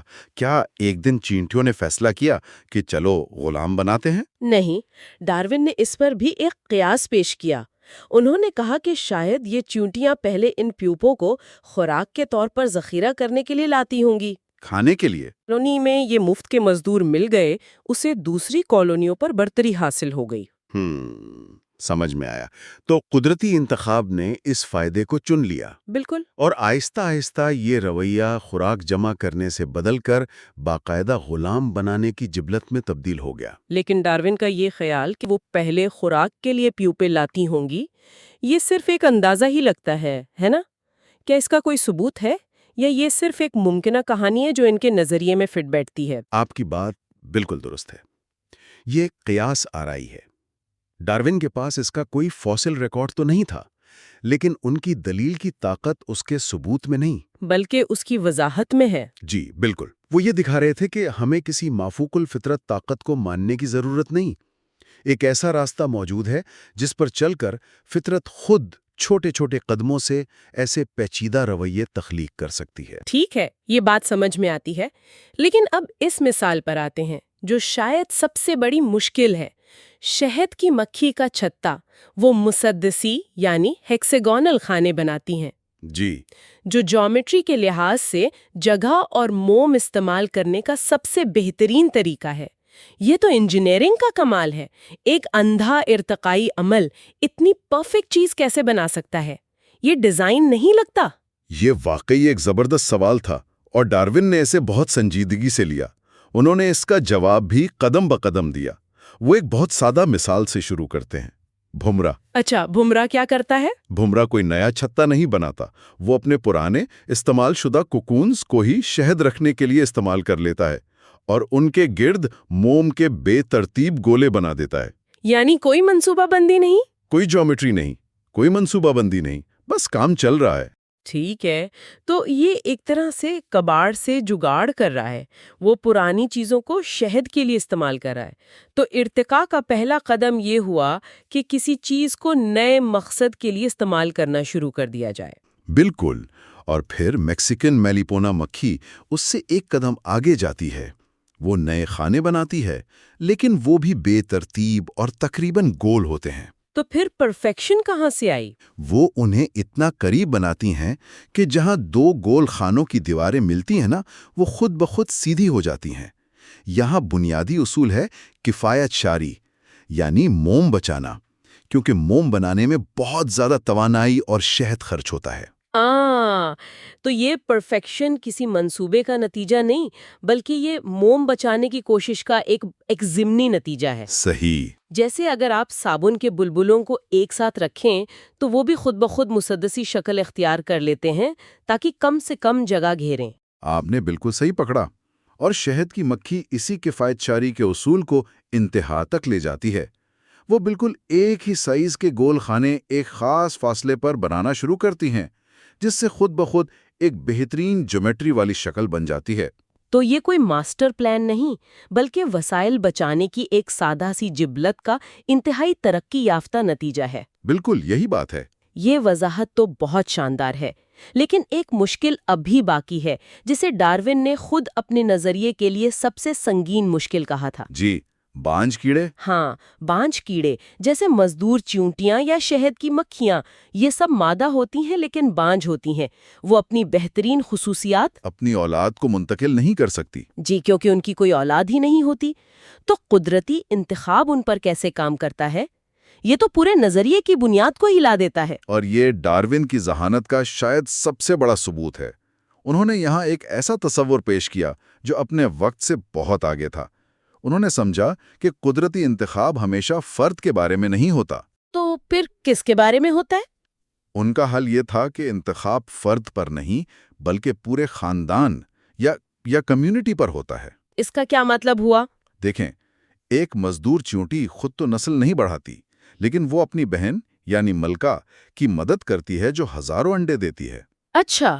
चूंकि वो सब एक ही माँ बाप की औलाद हैं, उनमें बहुत से जीन्स मुश्तरक हैं, तो एक मजदूर चींटी अपनी जान देकर या अपनी पूरी जिंदगी काम करके दरअसल अपने मुश्तरका खानदानी जीन्स को अगली नस्ल में मुंतकिल करने में मदद दे रही होती है। तो इंतखाब फर्द पर नहीं, बल्कि पूरे जीन पूल पर काम कर रहा था। वाह, ये एक बिल्कुल नया जाविया था। बिल्कुल। अगर एक मलका ऐसे बांझ बच्चे पैदा करे जिनमें कोई फायदेमंद तब्दीली हो, तो उस पूरी कॉलोनी को फायदा होगा और वो ज्यादा कामयाब होगी। इस कामयाब कॉलोनी की मलका अपनी अगली नस्ल में भी ऐसे ही फायदेमंद बांझ बच्चे पैदा करने का रुझान मुंतकिल करेगी। ये तो इनफरादी बका से हटकर इज्तिमाई बका की बात हो गई। जी, ये एक इनकलाबी सोच थी जिसने इस सबसे बड़ी मुश्किल को हल कर दिया। ठीक है, तो डार्विन ने ये दिखा दिया कि एक ही नौ के अंदर पेचीदा रवैये कैसे बतदरीज पैदा हो सकते हैं। लेकिन ये सब एक ही खानदान की बात है। असल सवाल तो ये है कि फितरत ने मुख्तलिफ अनवाय के दरमियान इतनी सख्त लकीरें क्यों खींच रखी हैं। सही। जैसे घोड़ा और गधा मिलकर खच्चर तो पैदा कर सकते हैं, लेकिन वो खच्चर आगे अपनी नस्ल नहीं बढ़ा सकता। ऐसा क्यों है? ये बांझपन की दीवार क्या है? यही उनके नजरिए का दूसरा बड़ा मसला था, यानी दोगलापन या हाइब्रिडिज्म। जी, और ये भी एक बहुत बड़ा चैलेंज था।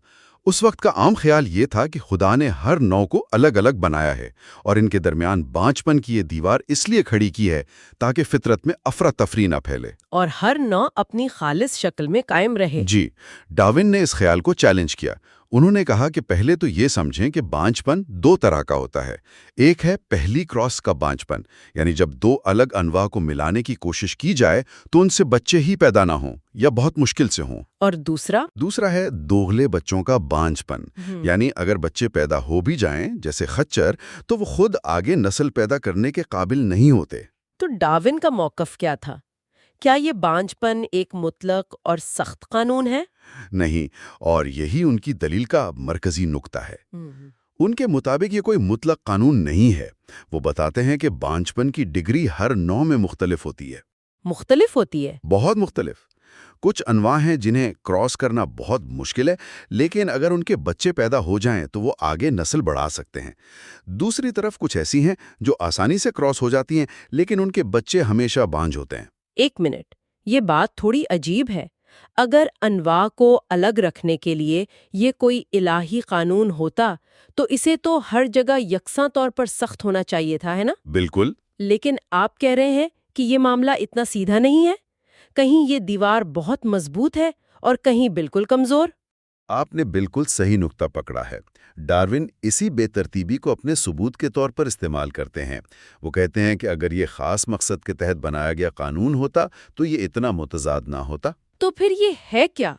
उनका कहना है कि ये बांझपन कोई खास तौर पर दी गई सलाहियत नहीं, बल्कि ये अनवा के तौलीदी निज़ामों में लाखों साल के दौरान जमा होने वाले फ़र्कों का एक ज़िम्नी या इत्तेफाकी नतीजा है। ज़िम्नी नतीजा?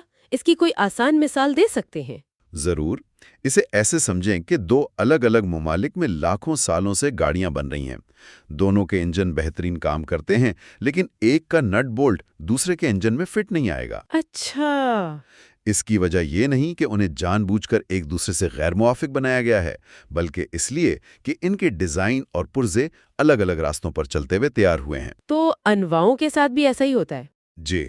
जब दो अनवा लाखों साल तक अलग अलग माहौल में इर्तका पजीर होती हैं, तो इनके नस्ल बढ़ाने के निज़ाम में भी छोटे छोटे फ़र्क आ जाते हैं, जो बिलाखिर इन्हें एक दूसरे के लिए गैर मुवाफिक बना देते हैं।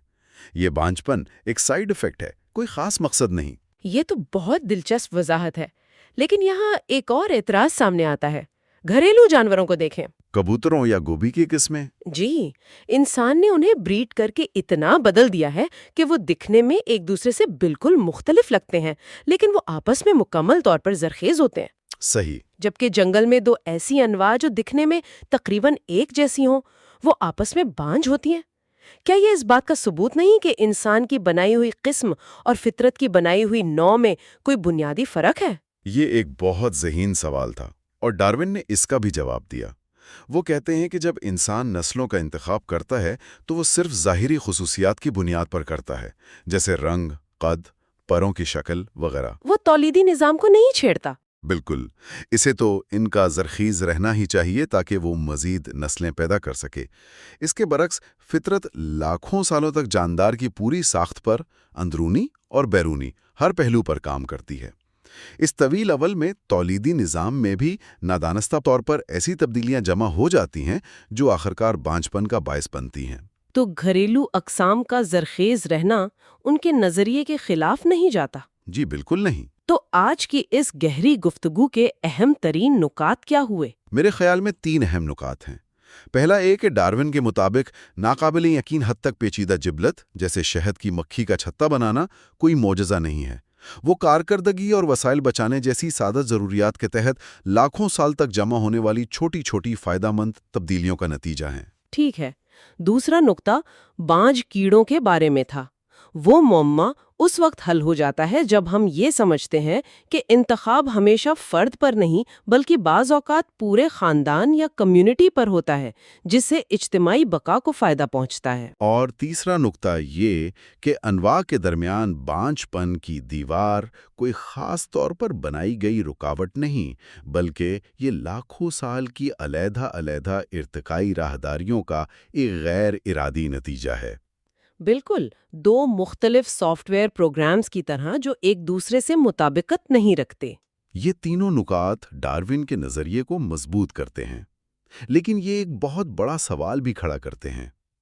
अगर ये सब लाखों सालों में हुआ है, तो इन तब्दीलियों का ठोस सबूत कहाँ है? Fossil record. जी, फॉसिल रिकॉर्ड, जिसे आर्जियाती रिकॉर्ड भी कहते हैं। अगर अनवा बतदरीज तब्दील हुईं, तो हमें ज़मीन की तहों में अनगिनत दरमियानी शक्लें क्यों नहीं मिलती? ये एक ऐसा सवाल था जो डार्विन के ज़माने में भी पूछा जाता था और आज भी पूछा जाता है। और यही वो चैलेंज है जिसका वो अगले बाब में सामना करते हैं। और यही वो मौजू है जिस पर हम अगले हिस्से यानी हिस्सा 6 में बात करेंगे। ہم ڈارون کے ان دلائل کا جائزہ لیں گے جو وہ عارضیاتی ریکارڈ کے نامکمل ہونے اور عارضیاتی جانشینی کے یہ حصہ 6 ہے، چیپٹر آئی ایکس اور چیپٹر ایکس۔ اچھا، تو پچھلی بار جب ہم نے قدرتی انتخاب پر بات کی تھی تو ایک سوال ذہن میں اٹک گیا تھا جی، کہ اگر ڈارون کا نظریہ درست ہے، مطلب کہ انواع بہت آہستہ آہستہ تبدیل ہوتی ہیں، تو پھر آج ہمیں ہر طرف لاتعداد درمیانی شکلیں کیوں نظر نہیں آتی؟ صحیح۔ مثلا ایک رینگنے والے جانور اور ایک پرندے کے بیچ کی ہزاروں قسمیں ہونی چاہیے تھی، لیکن فطرت میں تو ہر شے، ہر نوع بالکل واضح اور الگ تھلگ ہے نا؟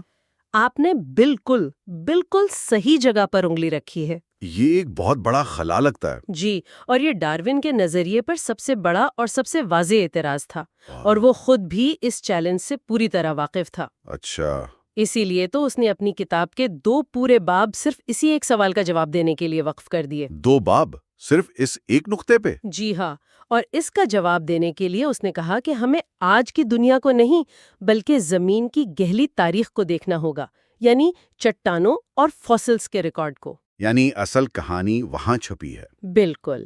آج کی ہماری گفتگو اسی ادھوری، ٹوٹی پھوٹی لیکن بے حد دلچسپ کہانی پر ہے۔ ٹھیک ہے، تو اس نے گمشدہ روابط یا مسنگ لنکس کے مسئلے کا سامنا کیا۔ تو اس کا سب سے بڑا چیلنج یہ ثابت کرنا تھا کہ یہ روابط گمشدہ نہیں بلکہ ان کا نہ ملنا ہی متوقع ہے۔ جی، یہ تو بہت عجیب سی دلیل لگتی ہے۔ یہ واقعی ایک جوابی حملہ تھا، اور اس کی بنیاد کئی ٹھوس دلائل پر تھیں۔ سب سے پہلے ڈارون کہتا ہے کہ ذرا تصور کریں کہ ایک نئی درمیانی نوع بن رہی ہے۔ ٹھیک ہے۔ وہ اپنی آبائی نوع یعنی پیرنٹ سپیشیز کے مقابلے میں تعداد میں ہمیشہ بہت کم ہوگی۔ اچھا، اور شاید ایک چھوٹے سے محدود جغرافیائی علاقے میں رہ رہی ہوگی۔ یعنی وہ ایک طرح سے بیٹا ورژن کی طرح تھی، مطلب کچھ ناکام تجربات جو کبھی بڑے پیمانے پر پھیلے ہی نہیں اور مٹ گئے۔ بالکل، یہی نقطہ ہے۔ چونکہ وہ تعداد میں کم اور ایک محدود علاقے میں تھیں، ان کے معدوم ہونے کا خطرہ بھی کہیں زیادہ تھا۔ لیکن اصل مسئلہ اس سے بھی گہرا ہے، اور وہ ہے فاسل ریکارڈ خود۔ ڈارون نے ایک شاندار تشبیہ استعمال کی۔ وہ کیا؟ اس نے کہا کہ عارضیاتی ریکارڈ زندگی کی ایک مکمل تاریخ کی کتاب نہیں ہے، بلکہ ایک ایسی کتاب ہے جس کا صرف آخری والیوم بچا ہے۔ صرف آخری؟ جی، اور اس کے بھی زیادہ تر صفحات پھٹ چکے ہیں۔ ہر صفحے پر چند سطریں لکھی ہیں، اور ہر سطر میں صرف چند الفاظ باقی ہیں۔ صرف چند الفاظ؟ یہ تو بہت مایوس کن تصویر ہے۔ ایسا لگتا ہے اس سے تو کچھ بھی ثابت کرنا ناممکن ہے۔ جی، لیکن اس نے بتایا کہ وہ ایسا کیوں کہہ رہا تھا۔ اس کی 4 بڑی وجوہات ہیں، اور یہ سب اس وقت کی جیولوجی کی سائنس پر مبنی تھیں۔ اچھا، وہ کیا ہے؟ پہلی وجہ ہے وقت کے بہت بہت بڑے وقفے۔ زمین کی ہر تہہ، جسے ہم فارمیشن کہتے ہیں، بننے میں لاکھوں سال لگتے ہیں۔ لاکھوں سال؟ لیکن ڈارون کہتا ہے کہ ان تہوں کے بننے کے درمیان اس سے بھی بڑے کروڑوں سال کے وقفے ہیں، جن کا کوئی ریکارڈ ہی موجود نہیں۔ ایک منٹ، کیا مطلب؟ مطلب یہ وہ وقت تھا جب زمین کی سطح بلند ہو رہی تھی اور پرانی تہیں ٹوٹ پھوٹ کر ختم ہو رہی تھیں، کوئی نئی مٹی جمع ہی نہیں ہو رہی تھی۔ یعنی ہم صرف تاریخ کی کتاب کے پھٹے ہوئے صفحات نہیں دیکھ رہے، بلکہ ہم پوری کی پوری جلدوں سے محروم ہیں۔ بالکل، ان وقفوں میں تو انواع کی پوری نسلیں بن کر مٹ گئی ہوں گی۔ ٹھیک ہے، اور دوسری وجہ؟ دوسری وجہ فاسل بننے کا عمل خود ہے۔ کسی جاندار کا فاسل بننا ایک معجزے سے کم نہیں۔ واقعی؟ جی، اس کے لیے ضروری ہے کہ جاندار مرنے کے فوراً بعد کسی ایسی جگہ دفن ہو جائے جہاں وہ گلنے سڑنے سے بچ جائے۔ یہ عموماً سمندر کی گہرائی میں ہوتا ہے۔ اس کا مطلب تو یہ ہوا کہ زمین پر رہنے والے زیادہ تر جانداروں، پرندوں، کیڑے مکوڑوں، ان کے فاسل بننے کا امکان تقریباً 0 تھا۔ بالکل، اور ان میں بھی صرف وہی جن کی ہڈیاں یا سخت خول ہوں۔ ہاں، نرم جسم والے جاندار جیسے جیلی فش یا کیچوے، ان کی تاریخ تو تقریباً مکمل طور پر غائب ہو گئی۔ جی ہاں، تیسری وجہ ہماری اپنی تحقیق کی کمی ہے۔ مطلب؟ ڈارون کے زمانے میں تو یورپ اور شمالی امریکہ کے کچھ حصوں کے علاوہ باقی دنیا کا ارضیاتی نقشہ تقریباً خالی تھا۔ ہو سکتا ہے زندگی کی اصل کہانی ان براعظموں میں چھپی ہو جہاں ابھی تک کھدائی ہوئی ہی نہیں۔ یہ بھی ایک اہم نکتہ ہے۔ اور چوتھی اور آخری وجہ یہ ہے کہ فوسل سے بھری تہیں صرف مخصوص حالات میں بنتی ہیں، یعنی جب سمندر کی سطح آہستہ آہستہ نیچے جا رہی ہو اور نئی مٹی جمع ہو رہی ہو۔ اور جب سطح بلند ہوتی ہے؟ تو کوئی ریکارڈ محفوظ نہیں ہوتا، بلکہ پرانا ریکارڈ بھی مٹ جاتا ہے۔ ایک منٹ، یہ سب وجوہات منطقی تو ہیں، لیکن کیا ڈارون کے مخالفین یہ نہیں کہہ سکتے تھے کہ یہ سب صرف ایک بہانہ ہے؟ بالکل کہہ سکتے تھے کہ ریکارڈ نامکمل ہے کہنا اپنی تھیوری کی کمزوری چھپانے کا ایک آسان طریقہ ہے۔ کیا اس نے اس الزام کا بھی کوئی جواب دیا؟ یہ ایک بہت اہم سوال ہے، اور ڈارون نے اس کا جواب دیا۔ اس نے کہا کہ میں یہ سب بہانے کے طور پر پیش نہیں کر رہا، میں صرف اس وقت کے سب سے بڑے ماہرین ارضیات جیسے چارلز لائل کے کام کا حوالہ دے رہا ہوں۔ اچھا، یہ جیولوجی کے تسلیم شدہ اصول تھے کہ زمین کی تاریخ وقفوں سے بھری ہوئی ہے۔ وہ کہہ رہا تھا کہ اگر آپ جیولوجی کو مانتے ہیں تو آپ کو یہ بھی ماننا پڑے گا کہ فوسل ریکارڈ کا نامکمل ہونا ایک لازمی اور متوقع نتیجہ ہے۔ واہ، تو یہ تو پوری تصویر ہی الٹ جاتی ہے۔ جی، ہم گمشدہ روابط کو ثبوت کی کمی سمجھتے ہیں، جبکہ ڈارون کے مطابق ان کا غائب ہونا ہی اس بات کا ثبوت ہے کہ ارتقاء اور مدومیت کا عمل لاکھوں سالوں سے کام کر رہا تھا۔ بالکل، اور یہی اس کی دلیل کا سب سے طاقتور حصہ تھا۔ اس نے تو مسئلے کو ہی حل بنا دیا۔ جی، وہ کہتا ہے کہ جب ہمیں کسی چٹان کی تہہ میں انواع کا کوئی پورا گروہ اچانک نمودار ہوتا نظر آتا ہے تو یہ کسی اچانک تخلیق کا ثبوت نہیں، بلکہ ریکارڈ میں موجود ایک بہت بڑے وقفے کا ثبوت ہے۔ یعنی اس دوران یہ انواع کہیں اور آہستہ آہستہ ارتقاء پذیر ہو رہی تھیں اور پھر اس علاقے میں منتقل ہو گئیں۔ بالکل۔ یہ سب سننے کے بعد تو تھوڑی مایوسی ہوتی ہے۔ ایسا لگتا ہے کہ فوسل ریکارڈ سے کچھ بھی ثابت کرنا تقریباً ناممکن ہے۔ ہاں، یہ لگتا تو ہے۔ کیا ڈارون نے اس ٹوٹی پھوٹی کتاب سے کوئی مثبت نتیجہ بھی نکالا، یا یہ باب صرف ایک دفاعی دلیل ہے کہ ثبوت کیوں نہیں ملتے؟ نہیں، وہ یہاں رکا نہیں۔ باب دہم میں وہ کہتا ہے کہ ٹھیک ہے، مان لیا کہ ریکارڈ بہت نامکمل ہے، لیکن آئیے دیکھتے ہیں کہ جو کچھ ہمارے پاس ہے وہ کیا کہانی سناتا ہے۔ اچھا، اور اس کے مطابق جو نمونے یعنی پیٹرنز ہمیں اس ادھورے ریکارڈ میں ملتے ہیں وہ اس کے نظریے کی بھرپور حمایت کرتے ہیں۔ یہ دلچسپ ہے۔ وہ کون سے نمونے ہیں؟ سب سے پہلا نمونہ یہ ہے کہ نئی انواع دنیا میں اچانک اور ایک ساتھ نہیں آتی، بلکہ آہستہ آہستہ اور یکے بعد دیگرے ظاہر ہوتی ہیں۔ یعنی ایک کے بعد ایک؟ جی، جیسے جیسے ہم ارضیاتی تہوں میں اوپر کی طرف یعنی وقت میں آگے بڑھتے ہیں ہمیں نئی شکلیں نظر آنا شروع ہوتی ہیں۔ ٹھیک ہے۔ دوسرا، تمام انواع ایک ہی رفتار سے تبدیل نہیں ہوتی۔ یعنی ارتقاء کی کوئی اندرونی طے شدہ رفتار نہیں ہے، کچھ انواع لاکھوں سال تک ایک جیسی رہ سکتی ہیں؟ جی ہاں، فوسل ریکارڈ میں ایسی کئی مثالیں ہیں جنہیں زندہ فوسلز یا لیونگ فوسلز کہا جاتا ہے، جیسے کویلاکینتھ مچھلی۔ اچھا، یہ اس بات کا ثبوت ہے کہ ارتقاء کا انحصار ماحول اور مسابقت پر ہے۔ اگر ماحول مستحکم ہو اور کوئی سخت مقابلہ نہ ہو تو ایک نو لاکھوں سال تک بغیر کسی بڑی تبدیلی کے قائم رہ سکتی ہے، جبکہ تیزی سے بدلتے ہوئے حالات میں ارتقاء کی رفتار بھی تیز ہو جاتی ہے۔ بالکل۔ اور تیسرا نمونہ، معدومیت، ایکسٹنکشن۔ عام طور پر ہم اسے ایک تباہی سمجھتے ہیں، جیسے ڈائنوسورز کا خاتمہ۔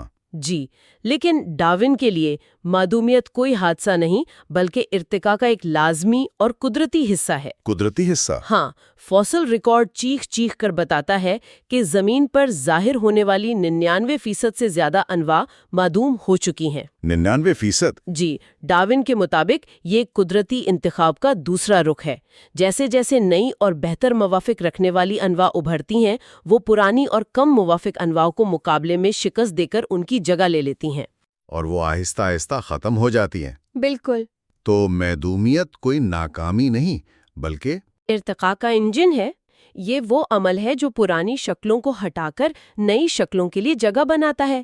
یہ تو ایک بہت طاقتور خیال ہے۔ بالکل، اور شاید سب سے اہم نمونہ یہ ہے کہ ایک دوسرے کے بعد آنے والی تہوں کے فاسلز دور دراز کی تہوں کے فاسلز کے مقابلے میں ایک دوسرے سے زیادہ قریبی تعلق رکھتے ہیں۔ مطلب؟ یہ بتاتا ہے کہ زندگی بتدریج تبدیل ہوئی ہے، اچانک نہیں۔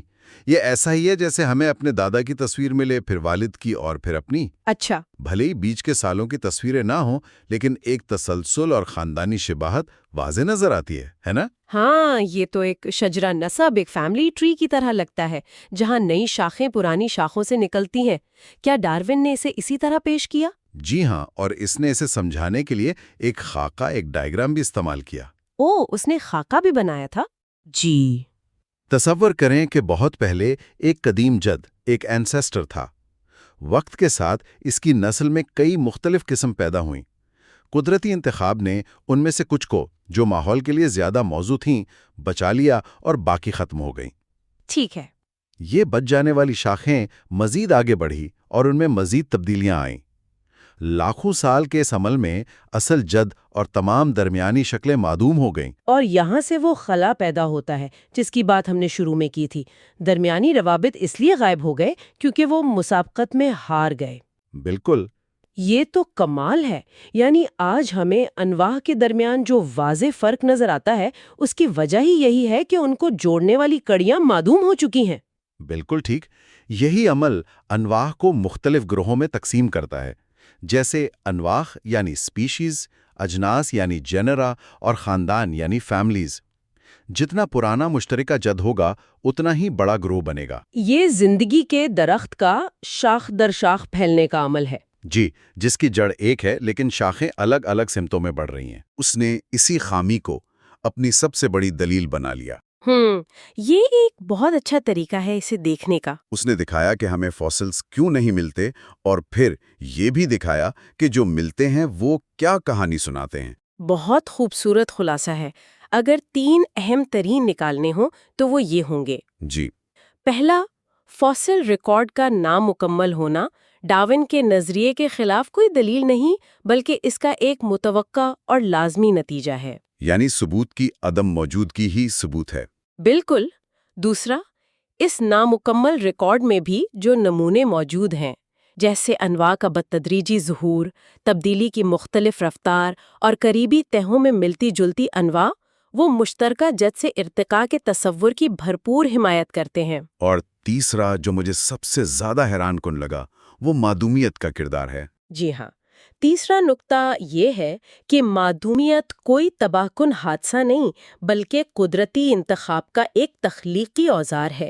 یہی وہ چھلنی ہے جو زندگی کے درخت کو تراشتی ہے، اسے شاخیں دیتی ہے اور انواع کے درمیان وہ واضح فرق پیدا کرتی ہے جو آج ہم دیکھتے ہیں۔ فاسل ریکارڈ کی یہ تشریح ہمارے اگلے موضوع کے لیے بہترین بنیاد فراہم کرتی ہے۔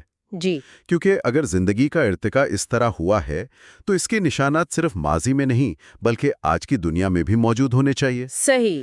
اگلی بار ہم دیکھیں گے کہ ڈارون نے اپنے نظریے کی حمایت میں موجودہ دور کے جانداروں کی دنیا بھر میں تقسیم یعنی جیوگرافیکل ڈسٹریبیوشن سے کیا ثبوت پیش کیے۔ یہ حصہ 7 ہوگا جو باب 11 اور 12 پر مشتمل ہوگا۔ اور یہاں ایک سوال سوچنے کے لیے چھوڑ جاتے ہیں۔ ڈارون کا کہنا ہے کہ ارضیاتی ریکارڈ ایک ایسی تاریخ کی کتاب ہے جس کے زیادہ تر صفحات پھاڑ دیے گئے ہیں۔ اگر یہ سچ ہے تو زندگی کے اس پہلے باب کے بارے میں کیا کہا جا سکتا ہے جس کا کوئی فاسل ریکارڈ ہی موجود نہیں، یعنی سب سے قدیم فاسل سے بھی؟ یہ حصہ 7 ہے چیپٹر 11 اور چیپٹر 12۔ آج ہم ایک بہت بڑے راز کو سمجھنے کی کوشش کریں گے۔ دنیا بھر میں جاندار اس طرح کیوں پھیلے ہوئے ہیں جس طرح وہ نظر آتے ہیں؟ یہ سوال بظاہر سادہ لگتا ہے، لیکن ڈارون کے لیے یہ اس کے نظریے ارتقاء کا ایک بہت بڑا ثبوت تھا۔ یہ صرف یہ نہیں ہے کہ یہاں سردی ہے تو یہاں پولر بیئر ہوں گے۔ نہیں، بالکل نہیں۔ معاملہ اس سے کہیں زیادہ گہرا اور دلچسپ ہے۔ بالکل۔ دیکھیں، ڈارون کا جو مرکزی دعویٰ تھا نا، وہ یہی تھا کہ جانداروں کی موجودہ تقسیم کو آپ صرف ان کے ماحول یا آب و ہوا کی مماثلت سے نہیں سمجھ سکتے۔ اچھا۔ یہ ایک انقلابی خیال تھا، کیونکہ اس وقت تو زیادہ تر لوگ یہی سوچتے تھے کہ خدا نے ہر جاندار کو اس کے لیے جو بھی موزوں جگہ تھی وہیں بنایا ہے۔ لیکن ڈارون نے ایک بہت بڑا سوال اٹھایا۔ کیا سوال تھا وہ؟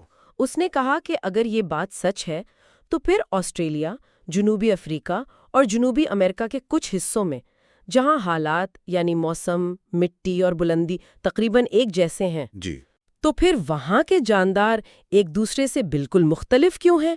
آسٹریلیا میں کنگارو ہیں، افریقہ میں زرافے اور جنوبی امریکہ میں لاما۔ حالات ایک جیسے مگر زندگی بالکل مختلف۔ یہ بات تو واقعی بڑی عجیب ہے۔ مطلب اگر ماحول ہی سب کچھ ہے تو ان جگہوں پر ملتے جلتے جانور ہونے چاہیے تھے۔ بالکل۔ تو پھر ڈارون کے مطابق اس کی اصل وجہ کیا تھی؟ آئیے اس کو کھولتے ہیں۔ اس کا پہلا نقطہ ہے رکاوٹیں۔ ہاں، رکاوٹیں۔ ڈارون کہتا ہے کہ جانداروں کے پھیلاؤ کی کہانی میں سب سے بڑا کردار رکاوٹوں کا ہے۔ رکاوٹیں جیسے اونچے پہاڑ، وسیع ریگستان یا پھر گہرے سمندر۔ یہی وجہ ہے کہ نئی دنیا یعنی امریکہ اور پرانی دنیا یعنی یورپ، ایشیا، افریقہ کے جاندار اتنے مختلف ہیں، حالانکہ ان کے ماحول کئی جگہوں پر بالکل ایک جیسے ہیں۔ کیونکہ ان کے درمیان ایک بہت بڑا سمندر ہے، ایک دیوار کی طرح۔ بالکل ایک دیوار کی طرح کام کرتا ہے۔ لیکن یہاں یہ دیوار نہیں ہوتی، وہاں کیا ہوتا ہے؟ ہاں، یہ اچھا سوال ہے۔ جہاں زمین آپس میں جڑی ہوئی ہے، جیسے شمالی علاقوں میں جہاں بیرنگ اسٹریٹ کے ذریعے امریکہ اور ایشیا تقریباً مل جاتے ہیں، وہاں ہمیں جانداروں میں بہت زیادہ مماثلت نظر آتی ہے۔ اچھا۔ تو رکاوٹیں انواع کو الگ تھلگ رکھتی ہیں، جس سے وہ وقت کے ساتھ ساتھ اپنے اپنے ماحول میں مختلف راستوں پر ارتقا پذیر ہوتی ہیں۔ تو رکاوٹیں ایک پہیلی کا حصہ تو حل کرتی ہیں کہ امریکہ اور افریقہ کے جاندار مختلف کیوں ہیں، لیکن یہ ایک اور مشکل سوال کھڑا کر دیتی ہیں۔ اگر یہ رکاوٹیں اتنی ہی مضبوط ہیں تو پھر ہمیں ایک ہی قسم کے پودے یورپ اور شمالی امریکہ دونوں کے پہاڑوں کی چوٹیوں پر کیسے ملتے ہیں؟ آپ نے بالکل صحیح جگہ پر انگلی رکھی ہے۔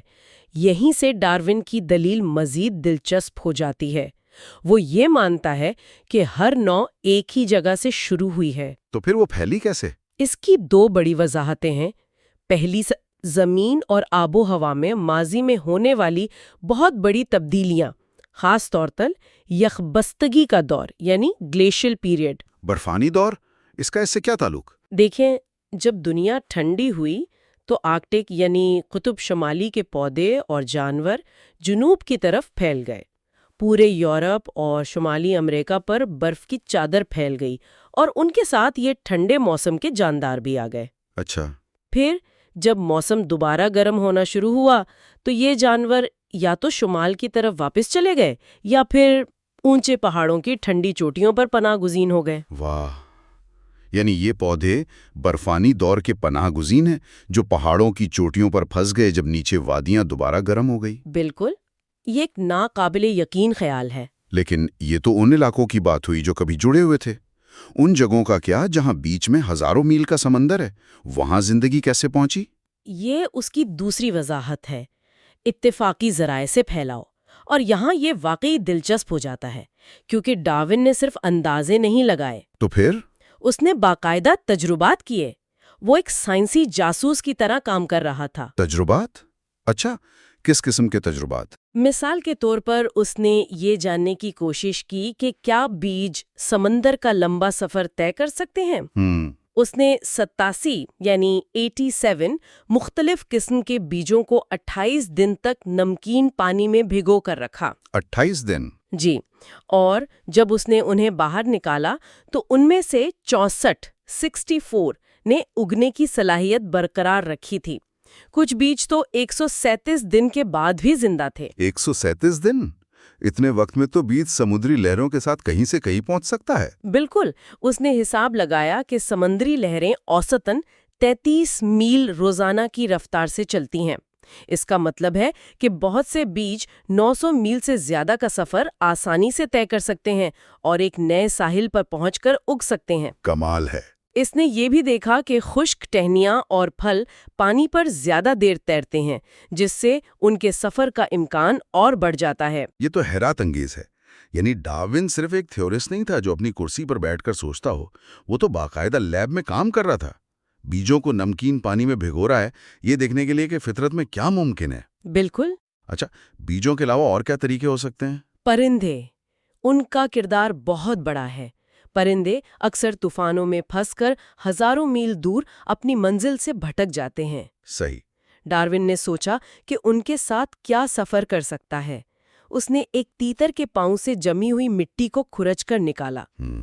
لیکن جب اس نے تالاب کے کنارے سے گیلی کیچڑ کے 3 چمچ لیے اور اسے اپنے اسٹڈی روم میں کئی مہینوں تک نم رکھا تو کیا ہوا؟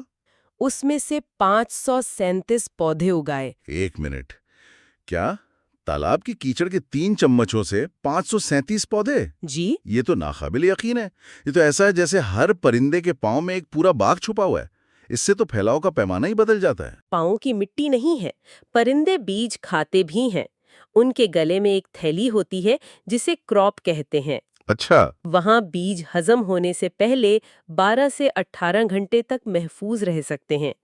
اتنے وقت میں ایک پرندہ 500 میل کا سفر آسانی سے طے کر سکتا ہے۔ اور اس حیرت انگیز سفر کو عملی طور پر دیکھنے کے لیے قدرتی تجربہ گاہوں سے بہتر کوئی جگہ نہیں، یعنی وہ الگ تھلگ جزیرے جو سمندر کے بیچ میں موجود ہیں۔ بالکل، ڈارون کے لیے تو یہ سونے کی کھان ثابت ہوئے۔ وہاں اسے زندگی کی کہانی سب سے واضح طور پر لکھی ہوئی ملی۔ وہاں اسے کیا خاص نظر آیا؟ وہاں ڈارون کو 2 بڑے اور حیران کن سراغ ملے۔ تو جزیروں کی کہانی میں 2 بڑے سراغ ہیں۔ پہلا یہ کہ وہاں جو جاندار ملتے ہیں وہ کیسے ہیں، اور دوسرا شاید اس سے بھی زیادہ اہم یہ کہ کون سے جاندار وہاں بالکل نہیں ملتے۔ جی، آئیے پہلے اس بات پر غور کریں کہ وہاں کیا موجود تھا۔ ٹھیک ہے، وہاں جو بھی جاندار موجود تھے، چاہے وہ پودے ہوں، کیڑے ہوں یا پرندے، ان میں ایک مشترک بات تھی۔ وہ انواع منفرد تو تھیں، یعنی دنیا میں اور کہیں نہیں پائی جاتی تھیں، لیکن ان کا سب سے قریبی تعلق ہمیشہ قریب ترین براعظم کے جانداروں سے ہوتا تھا۔ یہ ایک بہت بڑا اشارہ تھا کہ ان کے آباء و اجداد وہیں سے آئے تھے، انہیں الگ سے اس جزیرے پر تخلیق نہیں کیا گیا تھا۔ اور گیلاپاگوس جزائر اس کی بہترین مثال ہے۔ وہاں کیا ہو رہا تھا؟ وہ جگہ تو ڈارون کے لیے ایک یوریکا مومنٹ کی طرح تھی۔ گیلاپاگوس میں کہانی اور بھی دلچسپ ہو گئی۔ وہاں ہر جزیرے پر جاندار ایک دوسرے سے تھوڑے مختلف تھے، لیکن ان سب کا واضح تعلق جنوبی امریکہ کے جانداروں سے تھا۔ اچھا، اس سے یہ نظریہ مضبوط ہوتا ہے کہ بہت پہلے کچھ جاندار، شاید چند پرندے یا تیرتے ہوئے بیج، براعظم سے وہاں پہنچے، پھر وہ الگ الگ جزیروں پر پھیل گئے اور وقت کے ساتھ ساتھ اپنے اپنے ماحول کے مطابق بدلتے گئے، یہاں تک کہ وہ نئی انواع بن گئیں۔ لیکن یہ جزیرے تو ایک دوسرے کے بہت قریب ہیں، پھر وہاں جاندار اتنے مختلف کیوں ہو گئے؟ یہ ایک اہم نقطہ ہے۔ ڈارون بتاتا ہے کہ اگرچہ نقشے پر جزیرے قریب نظر آتے ہیں، لیکن ان کے درمیان گہرے سمندر اور بہت تیز لہریں ہیں، جو زیادہ تر جانداروں کے لیے ایک ناقابل عبور رکاوٹ ہے۔ اوہ اچھا، اس لیے ہر جزیرے کی آبادی الگ تھلگ ہو گئی۔ ہر جزیرے پر قدرتی انتخاب نے مختلف تبدیلیوں کو فروغ دیا۔ مثال کے طور پر وہاں مذاق اڑانے والی چڑیا یعنی موکنگ تھرش کی 3 الگ الگ انواع تھیں اور ہر ایک اپنے اپنے جزیرے تک محدود تھی۔ یعنی وہ ایک ہی جت سے آئی تھیں لیکن الگ الگ جزیروں پر پہنچ کر مختلف شکلیں اختیار کر گئیں۔ بالکل۔ تو یہ جزیروں کی کہانی کا پہلا سراغ تھا کہ وہاں جو بھی ہے وہ قریب ترین بر اعظم سے آیا ہے اور پھر بدل گیا ہے۔ اب آتے ہیں دوسرے اور شاید زیادہ چونکا دینے والے سراغ کی طرف۔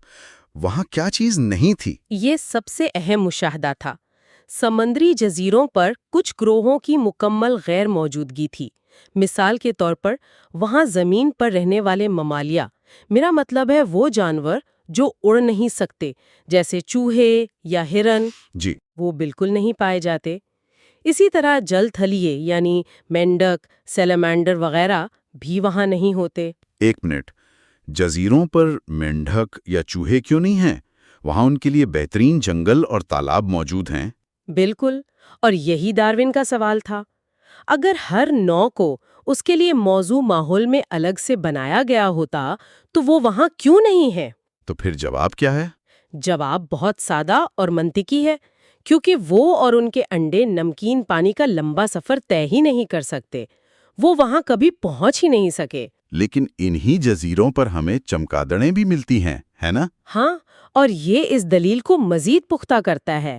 انہی جزیروں پر ہمیں اڑنے والے ممالیہ جیسے چمگادڑ کی منفرد انواع ملتی ہیں۔ کیوں؟ کیونکہ وہ اڑ کر وہاں پہنچ سکتی تھیں۔ بالکل، یہ مشاہدہ علیحدہ تخلیق کے نظریے کو بہت کمزور کرتا ہے اور پھیلاؤ اور تبدیلی کے نظریے کو بے حد تقویت دیتا ہے۔ جو پہنچ سکا وہ وہاں پایا جاتا ہے، جو نہیں پہنچ سکا وہ وہاں نہیں ہے۔ تو اس سب کا کیا مطلب ہے؟ یہ تو ارتقاء کے حق میں ایک بہت ہی طاقتور دلیل لگتی ہے۔ آئیے اس گہری گفتگو کے اہم نکات کا خلاصہ کرتے ہیں۔ ضرور۔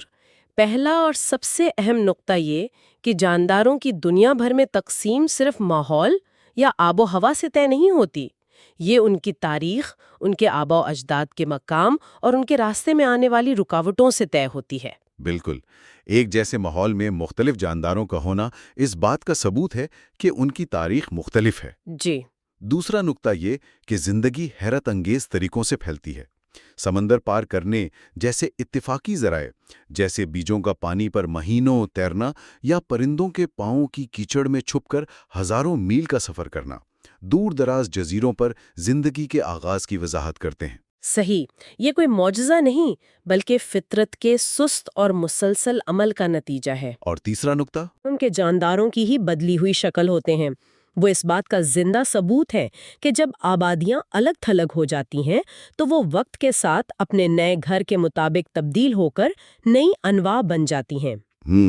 جیسے گیلاپیگوس کی فنچز۔ بالکل، وہ جنوبی امریکہ کی فنچز کی ہی اولاد ہیں۔ ڈارون کی ان وضاحتوں پر غور کرتے ہوئے یہ سوچیں کہ آج انسان کس طرح جانداروں کی تقسیم کو تیزی سے اور ڈرامیٹکلی تبدیل کر رہا ہے۔ انویسو سپیشیز کے ذریعے؟ ہاں، ہم جہازوں اور ہوائی جہازوں کے ذریعے انجانے میں پودوں، کیڑوں اور جانوروں کو ایک بر اعظم سے دوسرے بر اعظم منتقل کر رہے ہیں۔ یہ وہ رکاوٹیں توڑ رہا ہے جنہیں فطرت نے لاکھوں سالوں میں قائم رکھا تھا۔ کیا ہم نادانستہ طور پر ایک نئے عالمی ارتقائی تجربے کو تیز کر رہے ہیں جس کے نتائج شاید ڈارون بھی تصور نہیں کر سکتا تھا؟ یہ ایک بہت اہم سوال ہے۔ اگلے حصے میں ہم دیکھیں گے کہ ڈارون کس طرح جانداروں کے باہمی تعلق، ان کی ساخت یعنی مورفولوجی اور جنینیات یعنی ایمبریولوجی سے اپنے نظریے کے لیے مزید ثبوت اکٹھا کرتا ہے، اور پھر وہ اپنے تمام دلائل کا حتمی دی اوریجن آف اسپیشیز پر ہماری 8 حصوں پر مشتمل گفتگو کی آخری کڑی میں خوش آمدید۔ یہ حصہ 8 ہے، ابواب 13واں اور 14واں، جس میں ڈارون اپنے مقدمے کا آپ کہہ سکتے ہیں کہ حتمی بیان پیش کرتے ہیں۔ بالکل۔ اب تک ہم نے تغیر، جدوجہد اور قدرتی انتخاب جیسے بڑے نظریات پر بات کی ہے۔ جی۔ لیکن اب ڈارون فطرت کے ان گوشوں سے ثبوت لاتے ہیں جنہیں ہم شاید روز دیکھتے ہیں مگر اس طرح سے سوچتے نہیں۔ جیسے جانداروں کی آپس میں مشابہت، ان کے جسم کی ساخت، یا حتیٰ کہ ماں کے پیٹ میں ان کی ابتدائی شکلیں۔ بالکل، یہ کتاب کا وہ حصہ ہے جہاں ڈارون تمام بکھرے ہوئے دھاگوں کو ایک ساتھ بن کر ایک مکمل تصویر پیش کرتے ہیں۔ وہ یہ دکھاتے ہیں کہ ان کا نظریہ صرف ایک دلچسپ خیال نہیں ہے بلکہ فطرت کے لا تعداد حقائق کی سب سے بہترین وضاحت ہے۔ تو آئیے ڈارون کے اس ختمی بیان کو کھولتے ہیں۔ وہ اپنی دلیل کی شروعات ایک ایسی چیز سے کرتے ہیں جو ماہرین حیاتیات صدیوں سے کرتے آئے ہیں، یعنی جانداروں کی درجہ بندی یا کلاسیفیکیشن، یعنی انواع کو جنس میں اور جنس کو خاندانوں میں رکھنا۔ ڈارون کے لیے یہ صرف چیزوں کو صاف ستھرا رکھنے کا طریقہ نہیں تھا، ہے نا؟ ہرگز نہیں۔ ڈارون کا کہنا تھا کہ یہ درجہ بندی، یہ منمانی نہیں ہے۔ جب ہم کہتے ہیں کہ شیر، چیتے اور بلیاں ایک ہی خاندان سے ہیں تو یہ صرف ایک استعارہ نہیں ہے۔ اچھا۔ یہ حقیقت میں ایک خاندانی شجرے، ایک فیملی ٹری کی عکاسی ہے۔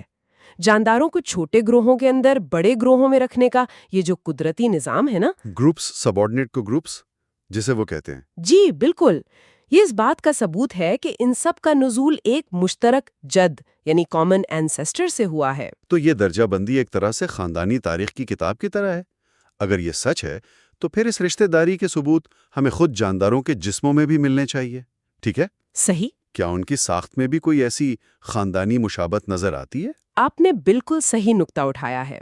یہی ڈارون کا اگلا قدم تھا جسے مورفولوجی یا ساخت کی وحدت کہتے ہیں۔ Unity of type. اس کی سب سے شاندار مثال انسان کا ہاتھ، چمگادڑ کا پر، ڈولفن کا فلپر اور گھوڑے کی اگلی ٹانگ ہے۔ بظاہر یہ سب بالکل مختلف کام کرتے ہیں، پکڑنا، اڑنا، تیرنا، دوڑنا۔ ہاں بالکل مختلف ہیں۔ لیکن جب آپ ان کی ہڈیوں کی ساخت کو دیکھیں تو وہ حیرت انگیز طور پر ایک جیسی ہوتی ہیں۔ وہی ہڈیاں، اسی ترتیب میں، بس مختلف کاموں کے لیے تھوڑی بہت تبدیل شدہ۔ یہ بات ہمیشہ ذہن کو گھما دیتی ہے، مطلب ایک ہی بلو پرنٹ کو مختلف مقاصد کے لیے استعمال کیا گیا ہے۔ بالکل، اور یہاں اصل نقطہ یہ ہے کہ قدرتی انتخاب ایک انجینئر کی طرح ہر بار نئی چیز صفر سے نہیں بناتا، بلکہ ایک کاریگر کی طرح پرانی چیزوں کو ہی نئے کاموں کے لیے ڈھال لیتا ہے۔ یہ ایک ہی بنیادی بلو پرنٹ اس بات کا ناقابل تردید ثبوت ہے کہ ارتقاء موجودہ مواد پر کام کرتا ہے۔ اچھا، آزاد تخلیق کا نظریہ یہ نہیں سمجھا سکتا کہ اڑنے اور تیرنے کے لیے ایک ہی ڈیزائن کیوں استعمال کیا گیا، لیکن نزول کے ساتھ ترمیم کا نظریہ اس کی بہترین وضاحت کرتا ہے۔ تو یہ خاندانی مشابہت بالغ جانداروں کی ساخت میں واضح ہے، لیکن زندگی کے بالکل ابتدائی مراحل یعنی جنین یا ایمبریو کے بارے میں کیا خیال ہے؟ کیا یہ کہانی پیدائش سے بھی پہلے شروع ہو جاتی ہے؟ یہ ڈارون کے دلائل کا شاید سب سے حیران کن حصہ ہے۔ انہوں نے مشاہدہ کیا کہ بہت مختلف انواع کے جنین اپنے ابتدائی مراحل میں ایک دوسرے سے بے حد ملتے جلتے ہیں۔ کتنا ملتے جلتے ہیں؟ اس سلسلے میں مشہور ماہر حیاتیات اگیسس کا ایک واقعہ بہت مشہور ہے جو ذرائع میں بھی آتا ہے۔ وہ ایک بار کسی ریڑھ کی ہڈی والے جانور کے جنین کا لیبل لگانا بھول گئیں۔ اچھا، اور بعد میں جب اسے دیکھا تو یہ نہیں بتا سکیں کہ وہ ممالیہ کا ہے، پرندے کا یا رینگنے والے جانور کا۔ وہ اتنے زیادہ ایک جیسے تھے۔ ایک منٹ، یہ بات ہضم کرنا تھوڑا مشکل ہے۔ یہ اگیسس والی بات تو کمال ہے، یعنی حیاتیات کا اتنا بڑا ماہر اپنے سامنے رکھے جنین کو نہیں پہچان سکا۔ جی بالکل۔ تو کیا اس کا مطلب یہ ہے کہ ہمارے اندر ہمارے مچھلی جیسے آباء و اجداد کی یادیں چھپی ہوئی ہیں؟ ایک طرح سے ہاں، ڈارون کا یہی استدلال تھا۔ ممالیہ جانوروں کے جنین میں ابتدائی مراحل میں گلپھڑوں جیسی دراڑیں یعنی برانکیل سلٹس ہوتی ہیں، بالکل مچھلی کی طرح، حالانکہ وہ کبھی پانی میں سانس لینے کے لیے استعمال نہیں ہوتی۔ تو پھر وہ ہوتی کیوں ہیں؟ ڈارون کے مطابق جنین ہمیں اس نوع کے قدیم ترین جد کی ایک دھندلی سی تصویر دکھاتا ہے۔ اس کی وجہ یہ ہے کہ ارتقائی تبدیلیاں عام طور پر زندگی کے بعد کے مراحل میں آتی ہیں اور وراثت میں بھی اسی طرح منتقل ہوتی ہیں۔ صحیح۔ اس لیے ابتدائی مرحلہ قدیم شکل کو زیادہ ظاہر کرتا ہے۔ یہ ایک طرح سے ارتقائی تاریخ کا خلاصہ ہے جو ہر جاندار اپنی نشو و نما کے دوران دہراتا ہے۔ تو ہم نے بالغ جسم میں تاریخ کے نشان دیکھے اور جنین میں بھی، لیکن ان اعضاء کا کیا جو جسم میں موجود تو ہیں مگر کسی کام کے نہیں لگتے؟ میرا مطلب ہے غیر فعال یا روڈیمنٹری اعضاء۔ Rudimentary organs? جی، جیسے کچھ پرواز نہ کرنے والے کیڑوں کے جڑے ہوئے پروں کے نیچے چھپے ہوئے چھوٹے پر، یا ویل مچھلی کے جسم میں چھپی ہوئی ٹانگوں کی ہڈیاں۔ یہ کیا ہے؟ ڈارون کے لیے یہ ارتقاء کے فوسلز تھے جو زندہ جسموں کے اندر موجود تھے۔ یہ اعضاء ان کے آباء و اجداد میں مکمل طور پر فعال اور مفید تھے۔ اچھا، مثال کے طور پر ویل کے آباء و اجداد زمین پر چلتے تھے اور ان کی پچھلی ٹانگیں کارآمد تھیں۔ وقت کے ساتھ جب انہوں نے مکمل طور پر آبی زندگی اپنا لی تو ان ٹانگوں کا استعمال ختم ہو گیا اور وہ بتدریج سکڑ کر صرف باقیات کی شکل میں رہ گئیں۔ لیکن کیا یہ دلیل کمزور نہیں؟ یہ کہنا کہ یہ عضو بیکار ہے اس لیے یہ ارتقاء کا ثبوت ہے، کیا یہ صرف ایک خالی جگہ بھرنے والی بات نہیں؟ ہو سکتا ہے کہ ہم ابھی تک اس کا مقصد نہ سمجھ پائے ہوں؟ یہ ایک بہت اہم سوال ہے اور ڈارون نے اس پر بھی غور کیا۔ ان اعضاء کی اصل اہمیت تب سمجھ آتی ہے جب ہم ان کا موازنہ قریبی رشتہ دار انواع سے کرتے ہیں۔ ٹھیک ہے۔ مثال کے طور پر بغیر پرواز والے چکندر میں سکڑے ہوئے پر اس لیے معنی خیز ہیں کیونکہ اس کی قریبی رشتہ دار انواع میں وہی پر اڑنے کے لیے استعمال ہوتے ہیں۔ یعنی موازنہ ضروری ہے۔ بالکل۔ اسی طرح بچھڑے کے اوپری جبڑے میں وہ دانت جو مسوڑوں سے کبھی باہر نہیں نکلتے دوسرے ممالیہ جانوروں میں مکمل طور پر فعال دانتوں کے متوازی ہیں۔ آزاد تخلیق کے نظریے کے تحت ایک بیکار عضو کو بنانے کا کوئی مطلب نہیں بنتا، لیکن نزول کے ساتھ ترمیم کے نظریے کے مطابق ان کی موجودگی متوقع ہے۔ یہ فطرت کا اپنی تاریخ کو نہ مٹا پانے کا ثبوت ہے۔ واہ! جب آپ ان تمام دلائل کو ایک ساتھ دیکھتے ہیں، درجہ بندی، مورفولوجی، ایمبریولوجی اور یہ غیر فعال اعضاء، تو ایسا لگتا ہے جیسے ڈارون ایک جاسوس کی طرح مختلف سراغوں کو جوڑ کر ایک بڑی تصویر بنا رہا ہے۔ صحیح۔ ہر ثبوت اکیلے شاید کمزور لگے، لیکن ایک ساتھ مل کر وہ ایک بہت ہی مضبوط مقدمہ بناتے ہیں۔ تو کتاب کے آخری باب یعنی باب 14 میں وہ ان تمام ثبوتوں کا خلاصہ کیسے پیش کرتے ہیں؟ وہ ایک ماہر وکیل کی طرح اپنے تمام دلائل کو سمیٹتی ہیں۔ وہ ایمانداری سے ان مشکلات کا دوبارہ ذکر کرتی ہیں جن پر پچھلے ابواب میں بات ہوئی تھی، جیسے عبوری فاسلز کی کمی، آنکھ جیسے پیچیدہ اعضاء کا بننا، اور جبلت کا ارتقاء۔ وہ تسلیم کرتی ہیں کہ ان کے نظریے میں خامیاں ہو سکتی ہیں، لیکن پھر وہ اپنے ثبوتوں کا وزن دوسری طرف رکھتی ہیں۔ اور وہ ثبوت کیا ہیں ایک بار پھر؟ وہ گھریلو جانوروں میں انسان کے ذریعے کیے گئے انتخاب سے شروع کرتی ہیں، پھر فطرت میں تغیر اور بقا کی جد و جہد کی حقیقت کو بیان کرتی ہیں، جس سے قدرتی انتخاب کا عمل ناگزیر ہو جاتا ہے۔ ٹھیک ہے۔ پھر وہ فاسل ریکارڈ کی نامکمل ہونے کے باوجود اس سے ملنے والی شہادتوں کا ذکر کرتی ہیں۔ اس کے بعد وہ جغرافیائی تقسیم کے عجیب و غریب نمونوں کی وضاحت کرتی ہیں۔ ہاں، کہ کیوں جزیروں پر پائے جانے والے جاندار قریبی بر اعظموں کے جانداروں سے ملتے ہیں، چاہے ماحول کتنا ہی مختلف کیوں نہ ہو۔ بالکل، اور آخر میں وہ مورفولوجی، ایمبریولوجی اور روڈیمنٹری اعضاء کے دلائل پیش کرتی ہیں جن پر ہم نے ابھی بات کی۔ ان کا نچوڑ یہ ہے کہ ایک آزاد تخلیق کا نظریہ ان تمام حقائق کو الگ الگ منمانی عجائبات کے طور پر دیکھتا ہے، جبکہ ان کا نظریہ ان سب کو ایک ہی عظیم قانون یعنی نزول کے ساتھ ترمیم کے تحت جوڑ دیتا ہے۔ اور اس نظریے کے مستقبل پر کیا اثرات مرتب ہوں گے؟ ڈارون کے مطابق ان کی کتاب کے بعد سائنس کی دنیا کیسی نظر آئے گی؟ یہاں ڈارون ایک بہت ہی پرامید اور انقلابی تصویر پیش کرتے ہیں۔ وہ کہتے ہیں کہ ان کے نظریے کے بعد قدرتی تاریخ کا مطالعہ کہیں زیادہ دلچسپ ہو جائے گا۔ کیسے؟ ہر جاندار کو ایک الگ تخلیق کے بجائے ایک تاریخی دستاویز کے طور پر دیکھا جائے گا۔ افینٹی، مورفولوجی، روڈیمنٹری اعضاء جیسے الفاظ صرف تکنیکی اصطلاحات نہیں رہیں گے، بلکہ ان کا ایک گہرا حقیقی مطلب ہوگا جو مشترکہ وراثت کی طرف اشارہ کرے گا۔ اور سب سے بڑی پیشگوئی جو انہوں نے کی؟ جی، وہ دو بہت بڑی پیشگوئیاں کرتی ہیں۔ پہلی کہ نفسیات یعنی سائیکالوجی کو ایک نئی بنیاد پر استوار کیا جائے گا، جس میں ہر ذہنی قوت اور صلاحیت کو بتدریج حاصل کی گئی خصوصیت کے طور پر سمجھا جائے گا۔ اور دوسری وہ بہت احتیاط سے صرف ایک جملے میں یہ اشارہ دیتے ہیں کہ اس نظریے سے انسان کی ابتدا اور اس کی تاریخ پر روشنی ڈالی جائے گی۔ یہ اس وقت کے لیے ایک دھماکہ خیز جملہ تھا۔ واقعی اس پورے 8 حصوں پر مشتمل گفتگو کو سمیٹتے ہوئے کیا ہم کتاب کے دلائل کے بہاؤ کا ایک فوری خلاصہ کر سکتے ہیں تاکہ ہمارے سننے والے پوری تصویر ایک ساتھ دیکھ سکیں؟ ضرور۔ ڈارون کا استدلال ایک بہت ہی منظم اور منطقی ترتیب کی پیروی کرتا ہے۔ آئیے اسے قدم بقدم دیکھتے ہیں۔ ٹھیک ہے۔ پہلا قدم تو کبوتروں اور پالتو جانوروں سے شروع ہوا، ٹھیک ہے؟ بالکل۔ پہلا قدم گھریلو تغیر۔ انسان نے مصنوعی انتخاب کے ذریعے پودوں اور جانوروں میں بڑی تبدیلیاں پیدا کی ہیں، جس سے ثابت ہوتا ہے کہ انواع میں تبدیلی کی صلاحیت موجود ہے۔ اور پھر اس خیال کو فطرت پر لاگو کیا گیا۔ دوسرا قدم بقا کی جدوجہد۔ تمام جاندار اپنی تعداد کو ہندساتی طور پر بڑھانے کی کوشش کرتے ہیں، جس کی وجہ سے وسائل کے لیے ایک مستقل جدوجہد ہوتی ہے۔ تیسرا قدم جو نظریے کا دل ہے، قدرتی انتخاب۔ اس جدوجہد میں وہ افراد جن میں زندہ رہنے اور نسل بڑھانے کے لیے معمولی طور پر بہتر تغیرات ہوتے ہیں وہ کامیاب ہوتے ہیں۔ وقت کے ساتھ یہ عمل نئی انواع کو جنم دیتا ہے۔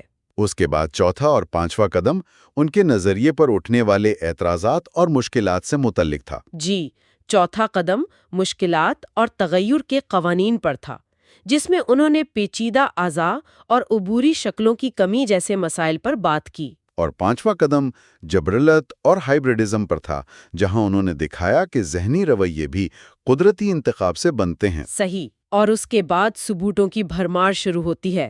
چھٹا قدم ارضیاتی ریکارڈ۔ فاسل ریکارڈ نامکمل ہے، لیکن جو موجود ہے وہ بتدریج تبدیلی کی حمایت کرتا ہے۔ ساتواں قدم جغرافیائی تقسیم۔ دنیا بھر میں جانداروں کی تقسیم ہجرت اور مشترکہ جد سے نزول کی عکاسی کرتی ہے۔ اور آٹھواں قدم وہ تھا جس پر ہم نے آج تفصیل سے بات کی، باہمی مماثلتیں اور ساخت۔ مورفولوجی، ایمبریولوجی اور غیر فعال اعضاء مشترکہ نسب کا مضبوط ثبوت فراہم کرتے ہیں۔ اور 9واں اور آخری قدم، نتیجہ۔ جی، تمام شواہد مل کر نزول کے ساتھ ترمیم کے نظریے کی حمایت کرتے ہیں، جس میں قدرتی انتخاب بنیادی طریقہ کار ہے۔ یہ ایک مکمل اور مربوط دلیل ہے جو حیاتیات کے ہر شعبے سے ثبوت اکٹھا کرتی ہے۔ ڈارون کی اوریجن آف سپیشیز پر ہماری گفتگو یہاں ختم ہوتی ہے۔ یہ ایک ایسی کتاب ہے جس نے نہ صرف حیاتیات بلکہ انسانی سوچ کی تاریخ کو بھی ہمیشہ کے لیے بدل دیا۔ اس نے ہمیں فطرت کی پیچیدگی اور تنوع کو سمجھنے کے لیے ایک نیا فریم ورک دیا۔ اس نے ہمیں دکھایا کہ زندگی ایک ساکن تصویر نہیں بلکہ ایک عظیم، جاری اور ساری کہانی ہے۔ ہم امید کرتے ہیں کہ اس تفصیلی جائزے نے اس اہم اور انقلابی کام کے بنیادی نکات کو سمجھنے میں مدد دی ہوگی۔ اگر مستقبل میں اس طرح کے مزید گہرے جائزے سننا مقصود ہوں تو ہمارے چینل کو سبسکرائب کریں۔ اگر اس گفتگو سے متعلق کوئی سوالات ہیں تو انہیں کامنٹس میں ضرور لکھیں۔ کائنات کی روشنی میں آج اس کی کیا حیثیت ہے، اس پر بات کی جائے۔